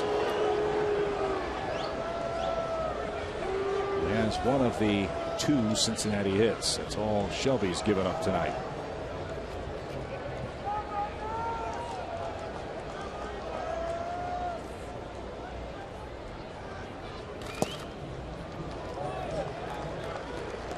Three and 0.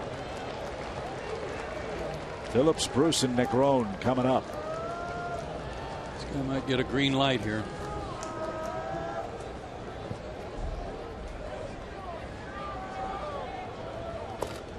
We'll never know. It wasn't close. So that snaps a streak of 15 straight men retired by Shelby Miller. And as Joe mentioned earlier, Billy Hamilton's not the only Red that can run. Second walk, and it brings up Bruce. At this stage of the game, the way Shelby's pitching, you'd figure them to try and play for 1 run, meaning try to get Phillips to second base and drive him in. If you want a big inning, then you leave him at first and let Bruce swing away and try to pull the ball through the hole. You might accomplish the same thing by getting him to second, if he's able to pull the ball through the hole. That took a bite out of A.J. Przinsky, and Laz Diaz held on to him.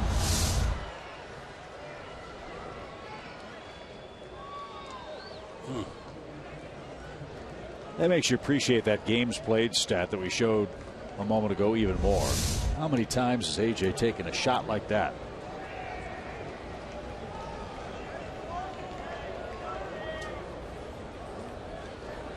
No balls and a strike.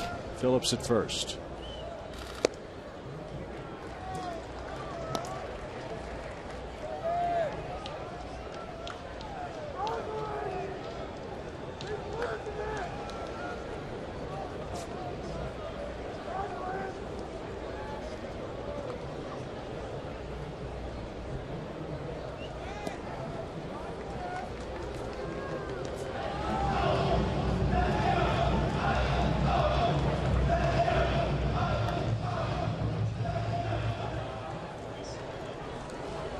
Braves bullpen begins to work. Luis Avilan is up. He's a lefty. 1-1 pitch. Swing and a high fly ball to right. Markakis back on the warning track at the fence. Is going to have room. Phillips is going to tag, go halfway, and head back to first. Can't believe it stayed in. I cannot believe that ball stayed in the ballpark. My goodness. This is a dangerous park when you're playing sudden death. Look at that fan's hand trying to get in there and grab it before Nick could. That's Jeffrey Mayer out there in right field. Remember from the Yankees Orioles game in the playoffs in New York so many years ago. Great concentration by Markakis to haul that drive in for the first out. Now Negron bats. He's been hit by a pitch and he's flied out. A little more mustard on that one.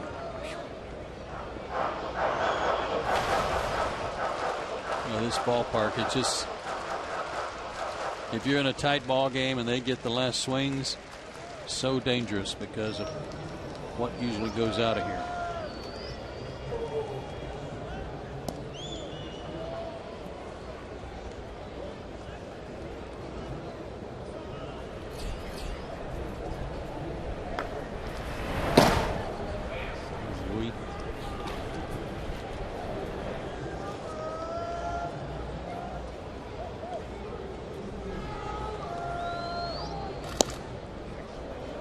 Inside.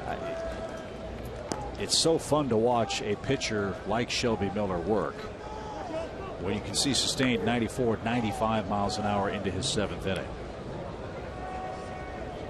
Braves have not had many guys like that in recent memory. They've got them back to back in Miller and Fultonevich, who pitches here tomorrow night. Right off the hands of Negron and into the seats. It's 1-2. Well, they're doing a good job of crowding Negron, and he's obliging by swinging. He's still trying to get around on that good heat inside.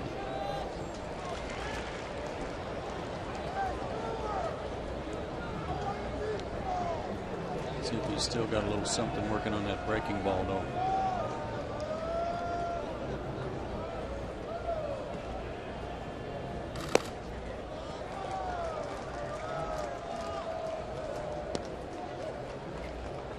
It was 94. With the way it came out of his hand, kind of squirrely, makes you wonder if he was trying to throw a two-seamer and just overthrew it, trying maybe to get it to back up over the outside corner. Whatever it was, didn't work. 2-2. And Negron is down swinging. That is 8 strikeouts for Shelby Miller tonight. And here's Barnhart.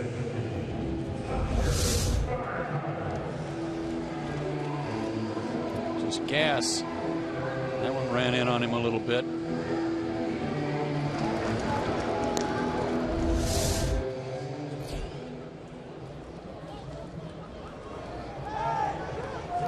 Barnhart has the lone Reds RBI. It was a sacrifice fly. And a strike on a breaking ball. The other impressive thing about Miller's last couple of starts is his efficiency. He's in the 7th inning and still not to 95 pitches with 8 strikeouts. Yeah, that's hard to do, that many strikeouts, just like the 99 pitch complete game. Struck out 8 in that game. He's up to 39 strikeouts, but that's still not in the top 10. Kershaw leads the National League in strikeouts with 56, excuse me. Miller's thrown strike one to 16 of the 26 Reds he's seen tonight. He saw a heavy workload in the first, much of that because of the leadoff walk to Billy Hamilton and some high stress pitches. 6 hitters faced in the second, then he rattled off 15 in a row. He set down 17 of 18. He's allowed 2 hits. Make it 3, a single to center by Barnhart. And around second goes Phillips. Maven's throw to third is not in time. Tucker Barnhart has the third Reds hit. And the go-ahead run 90 feet away. It comes with 2 outs. Tell you what, he's been a pain in the neck for Shelby Miller, both in Atlanta and here tonight. He drove in the run, as you said, with that sac fly. Now a good swing up the middle. It looked like Phillips was going to stop, and then saw that Maven wasn't to the baseball yet and kept on trucking. Sometimes in the outfield, and I say this knowing that the field tonight's a little treacherous. We've seen one outfielder fall down that's soaking wet from the rain and from the tarp being dumped. But sometimes if you just charge hard, even if you don't have any intention of making a throw, you'll make that runner freeze. He doesn't want to run into an out. So if he sees you charging like you might make a throw, you might discourage him from going. So the long meeting with Roger McDowell breaks up, and it's a battle of former Cardinals here in the 7th inning. Skip Schumacher grabs a bat, and he'll pinch hit for Cingrani.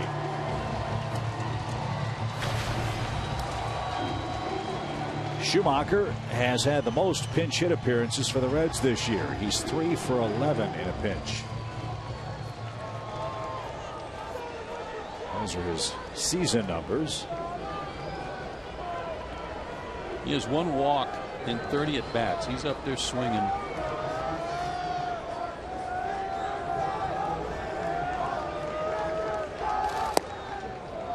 And a strike.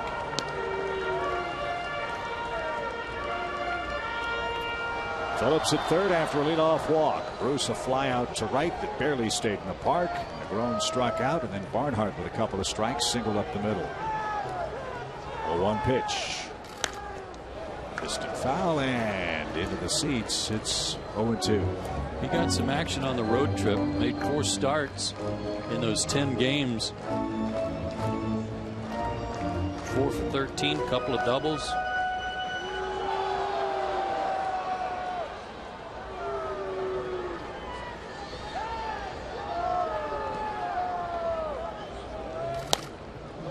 Schumacher at his mercy, and Skip fouled another one away. Spoiled a tough pitch. 0-2.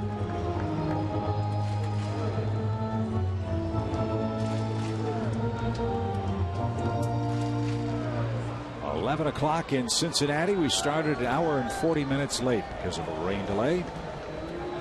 Mike Leake and Shelby Miller have dueled to a 1-1 tie in the 7th. The pitch is way high.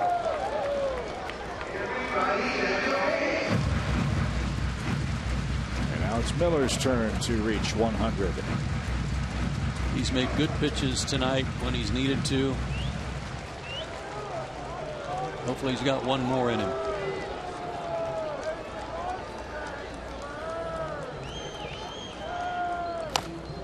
Little dribbler right in front of the plate. AJ's got it, and the throw to first is in time. Pitch number 100 from Shelby Miller sends our game to the 8th inning. Well, he's pitched great. 1-1's your score.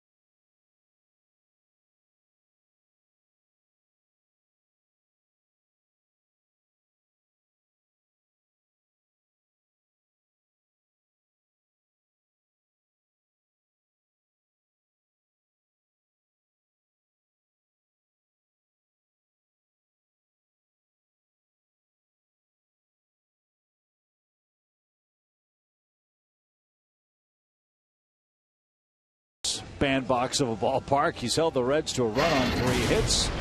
And he's still in the game because of this SunTrust save of the game. I think even Jay Bruce thought he hit it out of the ballpark, but not quite. And Nick Markakis robbed it from a fan who reached over. 8 strikeouts over 7 innings. Couple of walks for Shelby Miller. He looks for some offense against Jumbo Diaz. Yeah, get him a run. Crying out loud. Jose Rafael Diaz, born in the Dominican Republic. Well-traveled pitcher, was signed by the Dodgers in 2001. Had Tommy John surgery and missed all of 2008. Then went to the Texas Rangers organization, then the Orioles, then the Pirates, and then was with the Cincinnati Reds in 2013. At the end of the 2013 season, Jumbo Diaz weighed 350 pounds.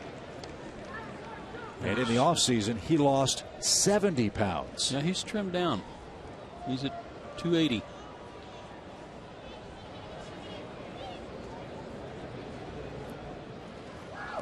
Still rush it up there. Mid to high 90s. Saw a 97-mile-an-hour pitch on the first one to Callaspo. Breaking ball is a slider.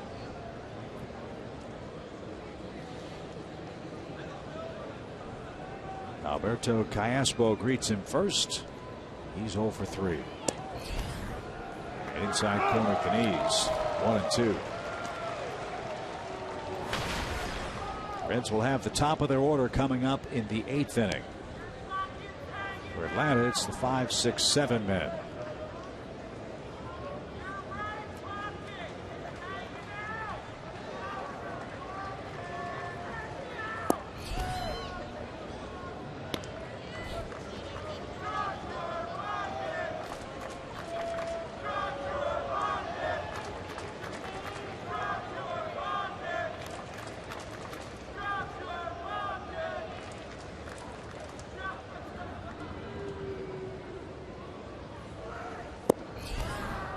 Astros worked to full count. Talked to you before about the Reds' real bullpen problems. 8 homers and 77 2/3 innings. They're 6 and 10 in save opportunities as a group. Although you can't count Aroldis Chapman in the save department. He's 6 for 6 despite getting beat last time out against the White Sox. And Diaz's problem has not been walks. He's been getting hit hard.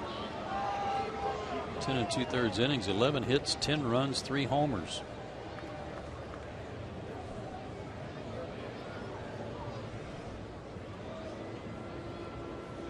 Reds have the highest percentage of appearances allowing 2 or more runs out of their bullpen.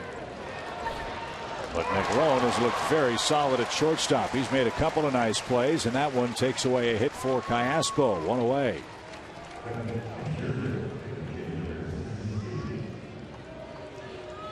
Good night for A.J. Pierzynski. He's 2 for 3.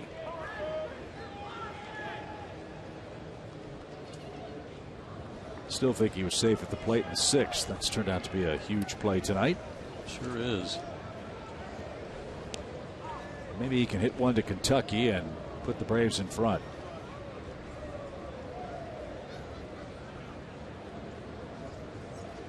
It's one of the cool features of this park. You don't have to hit it all the way over the river. If you just hit it into the river, you have hit it into Kentucky. They own the Ohio River all the way up to the shores of Ohio. Oh, and they're the first to tell you, too. Very proud of that, aren't they? No balls and strike. It's even 1-1. What a pretty view in the daylight hours across the river. Covington, Kentucky. The rainy weather tonight. Didn't see any riverboats going back and forth tonight. Maybe better luck tomorrow. 1-1 pitch. And fouled away. It's a ball and 2 strikes. Hasn't thrown his good heater to AJ yet. He's started with a changeup, a couple of breaking balls.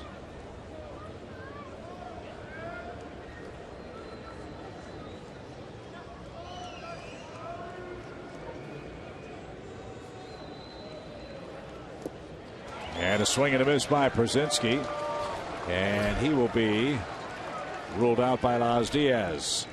First time AJ's struck out. 4 of the last 5 Braves have been punched out by this beleaguered Reds bullpen. 2 outs.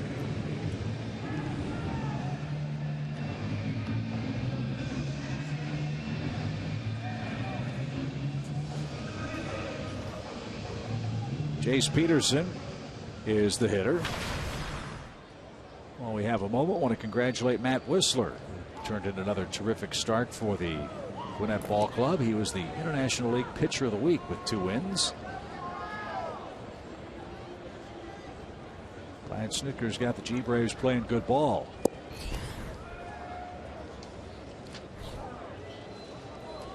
Gwinnett started play tonight back at 500. They beat Lehigh Valley last night 9-1. Jose Peraza, 3 more RBIs and 2 more runs, and he also stole his 12th base. He's been hot for a couple of weeks. Yeah, he's been on a tear. Good strikeout by Przinsky, by the way. Only the 5th time he has struck out in over 70 plate appearances.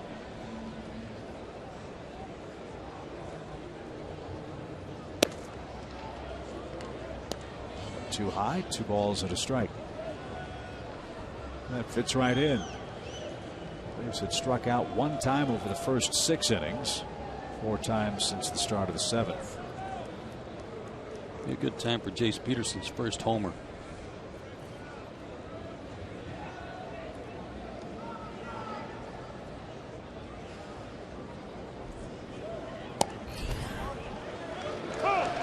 Took a fastball. 2-2.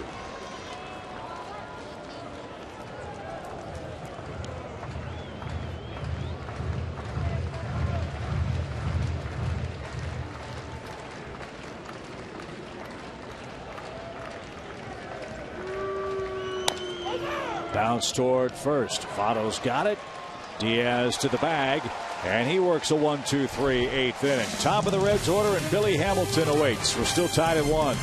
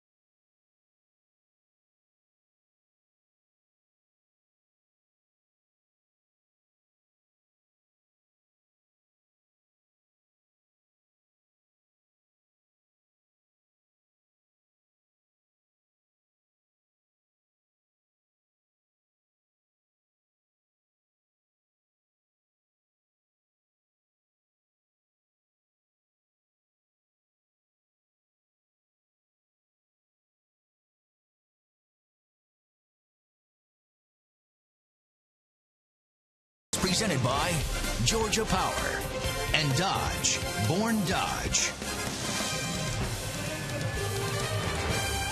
Great ball game in Cincinnati. It's a 1-1 score as we head to the bottom of the 8th inning, and fans join us at Turner Field to see the Braves take on the Brewers this coming Thursday, May 21st through Sunday, May 24th. Friday nights are Georgia Lottery fireworks nights. Every Sunday's Alumni Sunday with autograph sessions, kids run the bases, and a whole lot more. Go to Braves.com/tickets today. Shelby Miller's night is over. Luis Avilan gets the call.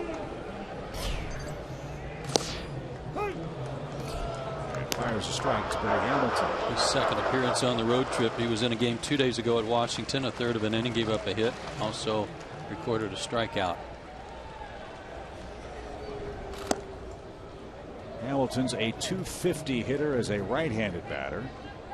A .183 left-handed hitter. Tonight he's 0 for 2 with a walk.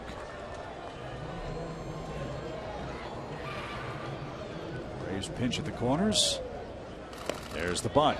And it's right back to the mound. Avilan got rid of it quickly. Hamilton still without a bunt hit this year. And an excellent start to the 8th inning. He's out number 1. Always good to keep him off the sacks.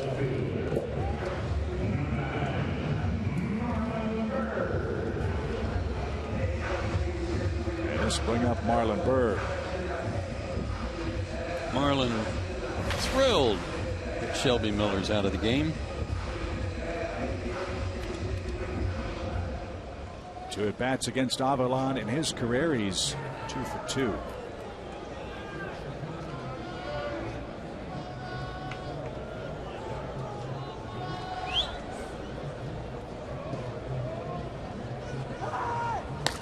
High pop.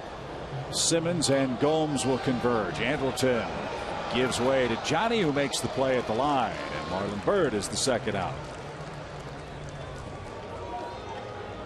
He swung at the first pitch his last 2 at-bats after striking out in his first 2. Yeah, he's now 2 for 15 in his career against Shelby Miller with 8 strikeouts.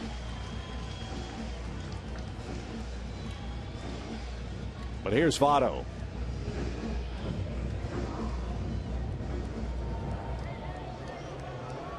Votto's 1 for 2 against Luis.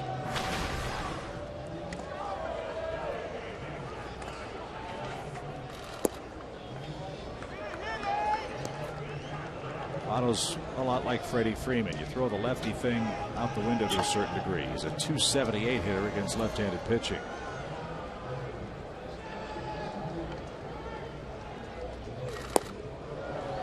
Not with that cut. 1 ball, 1 strike. Good off-speed pitch. Beauty.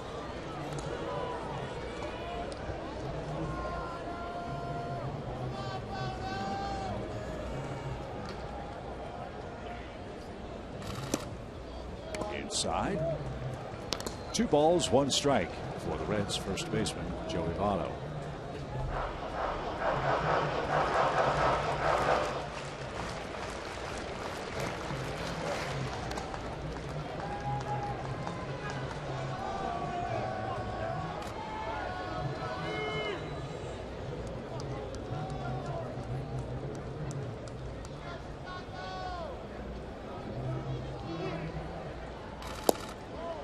Downstairs.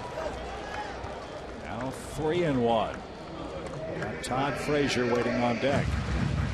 He's second to Bryce Harper in homers in the league.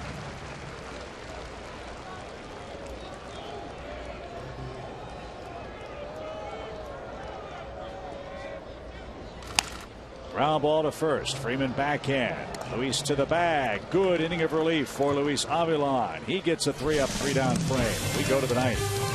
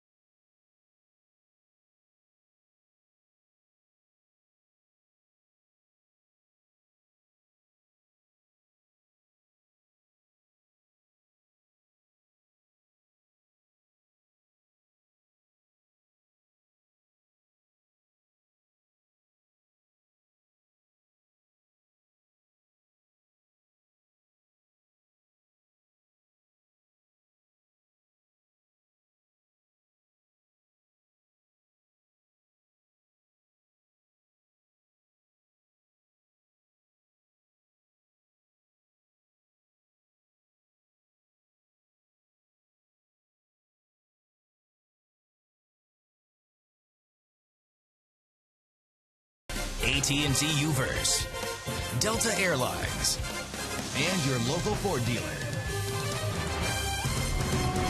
Off we go to the ninth inning. It's a tie game, one apiece. Cameron Maybin, the pitcher spot, and then Nick Markakis are coming up against one of the game's elite flamethrowers out of the bullpen, Aroldis Chapman. Yeah, check it out. 23 strikeouts in 13 1/3 innings. Only 6 walks. That's a low number for him. But he did take the loss yesterday in Chicago. After 2 outs, the White Sox put together 3 singles and beat him in what was a tie game. Cameron Maybin, 1 for 1 against him. For the loss to the White Sox, Aroldis converted 16 straight save chances over 28 appearances. And that's what he does. Last year, in 54 appearances out of the Reds bullpen, he hit 100 miles an hour in 53 of those games, and he's already done it to Maybin tonight.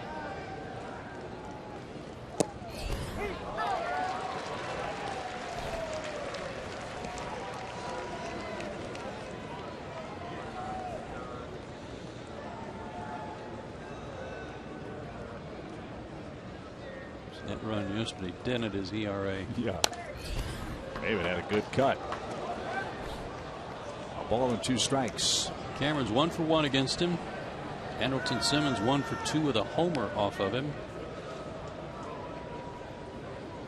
Freddie Freeman 1 for 6 with 3 strikeouts.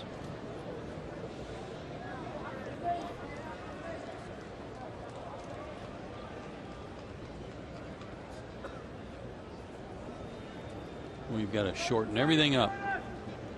Your stride, even if you want to spread your stance out a little bit to make sure you don't stride. Maybe just pick your heel up and put it back down so that your hands can go to work a little faster.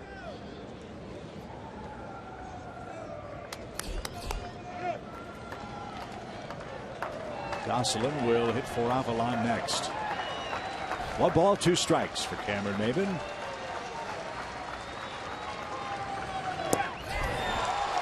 .102. 1 out.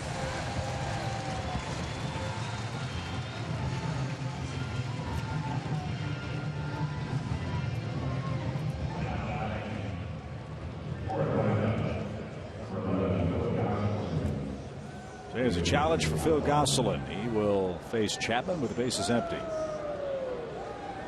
Some right-handed hitters that put those singles together yesterday off of him.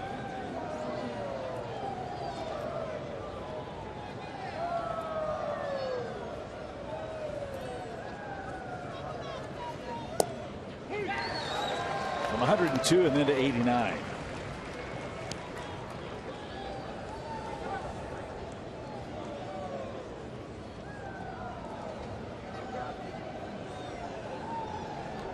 Chapman will try to preserve the tie and then send it to the Reds' ninth. And that just missed. 1 ball, 1 strike. Looked like a 90-mile-an-hour slider. Didn't break much.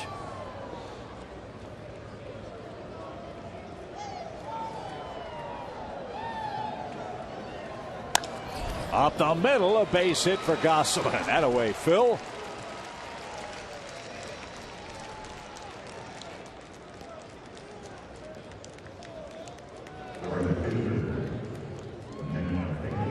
So Chapman will pitch with a man aboard, and Nick Markakis comes up. Markakis has never faced him. Phil got that foot down. He had his little leg kick that he employs, but he got it down quickly and let his hands work. Potential winning run aboard. Was there a guy in your era that threw like Aroldis Chapman, big tall lefty like this man? No, I mean, it didn't throw 102. No. He is all legs and a cannon for an arm.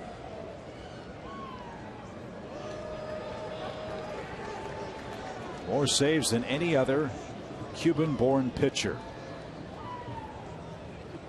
That record held by the Reds closer Danny Baez, a former Brave, is second on that list. And a little looper into center field. How about Nick Markakis? Lefty versus lefty. Back-to-back Atlanta hits off Chapman. First pitch he sees from him in his career at 98. Base hit.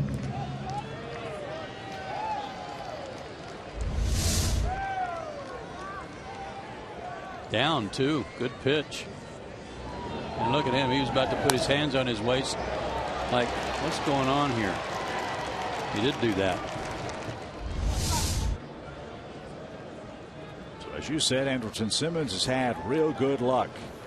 He's been the hero at the plate tonight. A home run on an 0-2 pitch leading off the 4th inning against Mike Leake has accounted for the lone Braves run. Let's see if he can drive in. Phil Gosselin from second and put the Braves in front.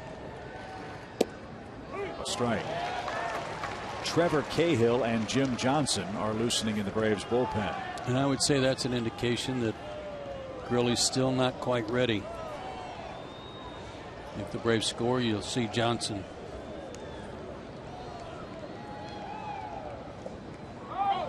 Gosselin's going to try to steal third. Barnhart's throw is off target. And Phil barely held on to the third base bag with a big left toe. That was awesome. That was awesome. He had a walk-in lead. Good jump. Great time to try it.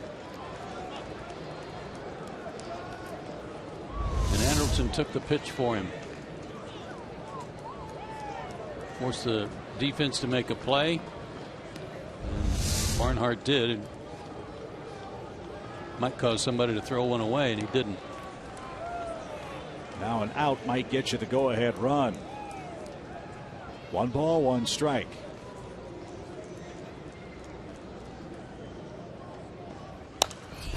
Good cut and out of play.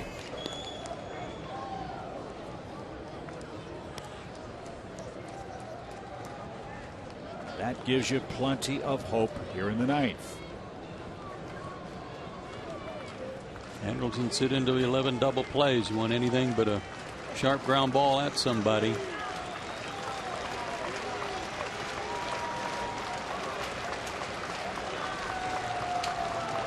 One ball, 2 strikes. Slider got it. Simmons is down on strikes for the 2nd time tonight, and that's 2 strikeouts for Chapman. And now it's lefty versus lefty again. This time Freddie Freeman.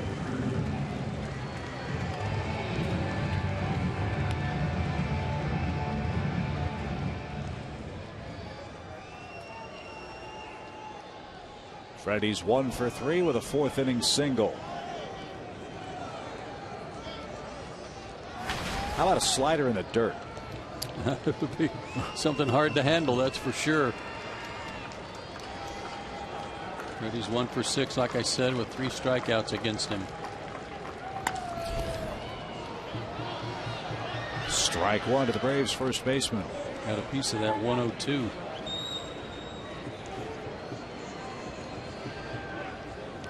Freddie asked if it was a strike. The answer was yes.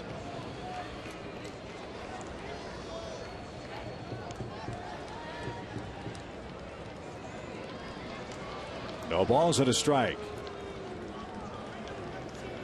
There it goes. Back to the screen. Barnhart pounces. No throw to the plate.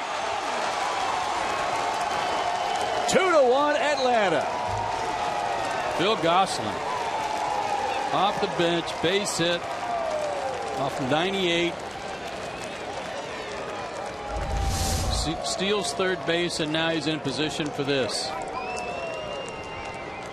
This ball came back to Barnhart pretty quick, but he lost his footing. Well, it wasn't in the dirt, but it was just as effective. Look at Phil's reaction. He ought to be proud. Atlanta leads the Reds on a gift run in the 9th inning, one manufactured by Phil Gosselin, and the wild pitch from Chapman. Markakis took second on the play, and now the pitch to Freeman is low and outside. Johnny Gomes is chomping at the bit. He'd love to come up here as well. And insurance is always welcome in this ballpark.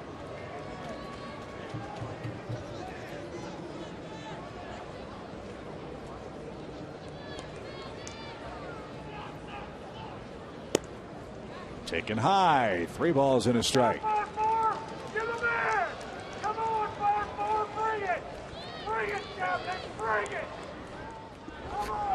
Such a great feeling to come off the bench, especially against a guy like this, and do something to help your team get a win.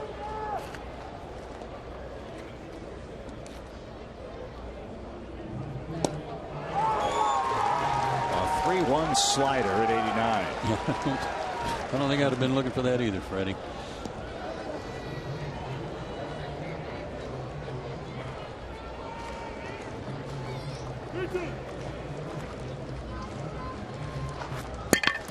Nor would I be looking for it here.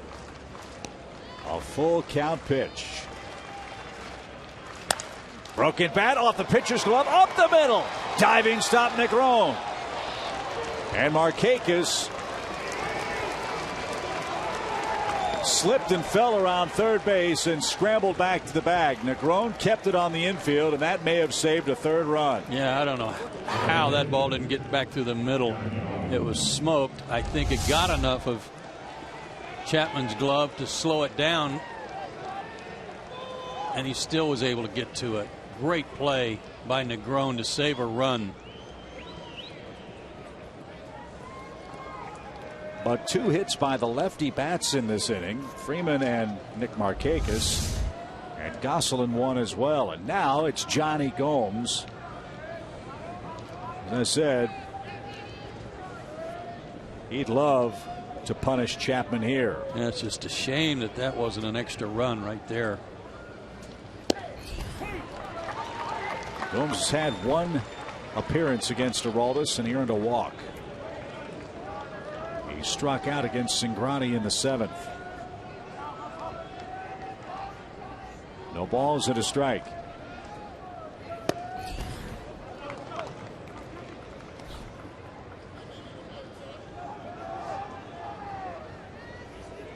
More pitches Chapman throws. Maybe he won't be available tomorrow. You never know.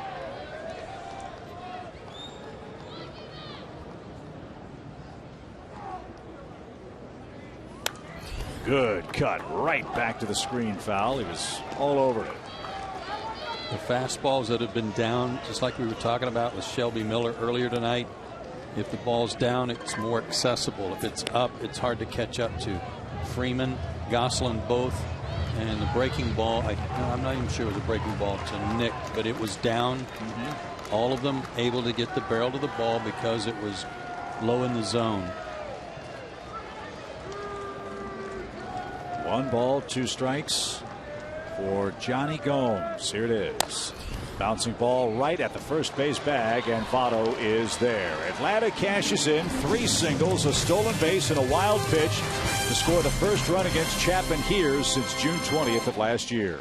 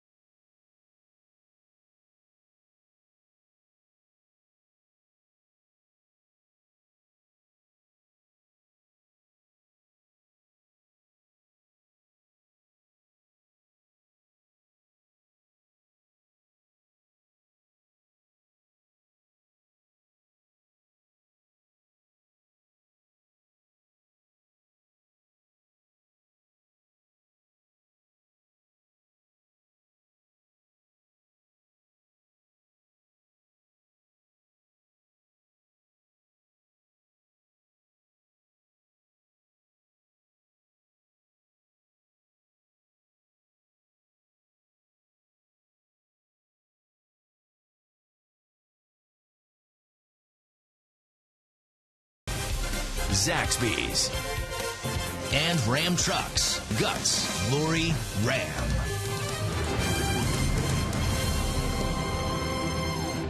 Atlanta scores a ninth inning run. Phil Gosselin led it off, or I should say with one out, got the hit parade started with a one-out single. And that was only part of his heroics. He earns our Toyota Key Plays of the game tonight. Boy, he stumbled a little bit there. I didn't see that on the original steal of third base, but he stumbled a little about halfway. And then scored on the wild pitch.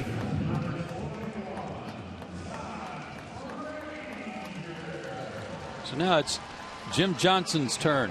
He's got a save already when he spelled Jason Grilli earlier in the season in a closed situation, in a safe situation. He has not pitched since the 6th of May. Did not pitch at all in Washington. No opportunities to. And he's got 4, 5, and 6 to get.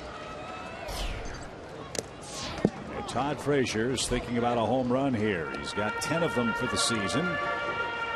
He is 0 for 3 with a strikeout tonight. Frazier 0 for 1 against Jim Johnson.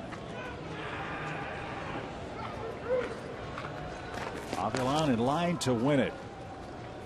The first Braves bullpen win this month. And strike 2.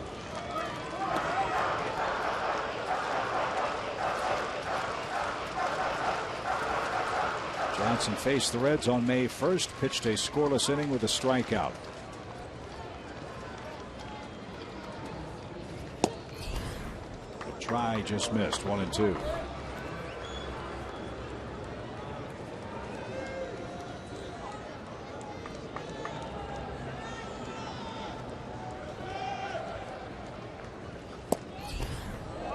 AJ held it there, but it was a little low. 2 and 2.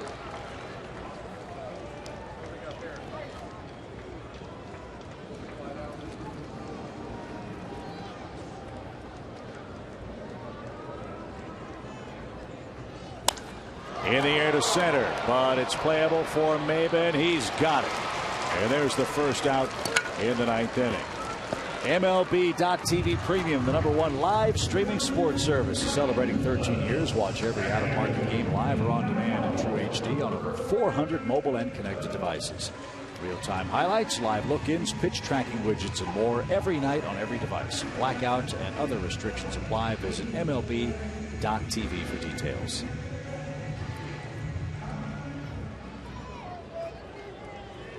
A hit, a walk, a ground out, and a run scored for Brandon Phillips tonight. And a fly ball into left center field's going to drop. He's aboard. Big turn at first to stop there. Phillips 2 for 3. Now Jay Bruce bats.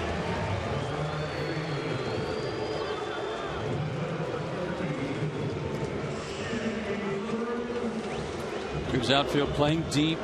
And they were shading Phillips a little to right. That's why Maben couldn't get over there to run that one down that dropped in left center. You might recall Bruce in the 7th inning just missed a 2-run homer. He represents the winning run. And a cue shot foul at third, strike 1. Well, those guys are coming off the bench swinging. They've seen a lot of fastballs this inning from Johnson. It's like they're going up looking for first pitch fastballs and hacking.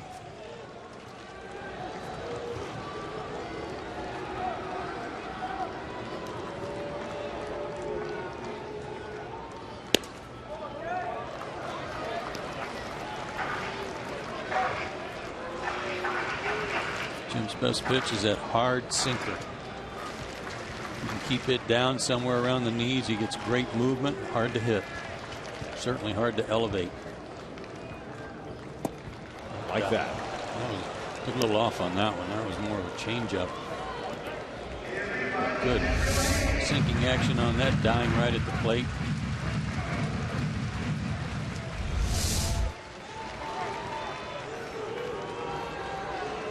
He's got Bruce behind in the count, a ball and 2 strikes.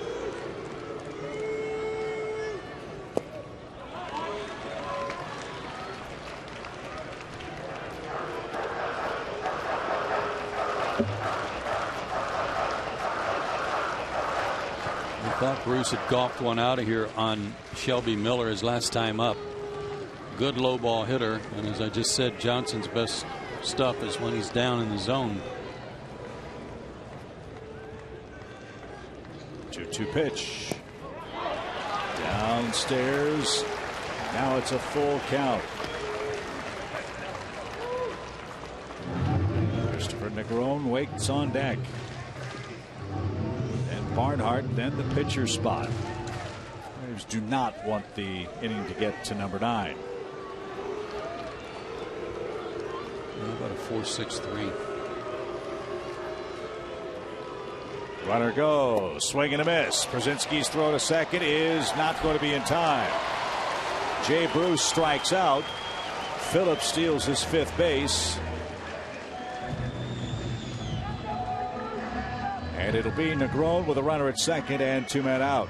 And Phillips a little slow getting up at second. Good quick release by AJ on that one. Good throw, but a good jump on Johnson.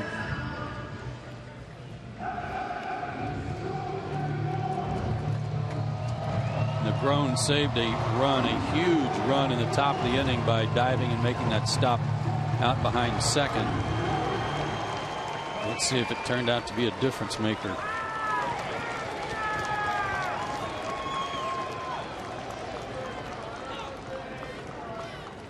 Bouncing ball to short. Who better than Simmons? He's got it. The peg to first, and the Braves have beaten the Reds. 2-1 the final score. This one was worth waiting for. An hour and 40-minute rain delay before first pitch saw Shelby Miller, Luis Avilan, and Jim Johnson pitch a masterpiece in this hitter-friendly ballpark. They shot a 4-hitter at Cincinnati tonight and took advantage of a wild pitch from Aroldis Chapman to steal a 2-1 victory. Their first on this long road trip. 2-1 the final from the Great American Ballpark. Braves win it. We'll recap it for you in a minute. This copyrighted telecast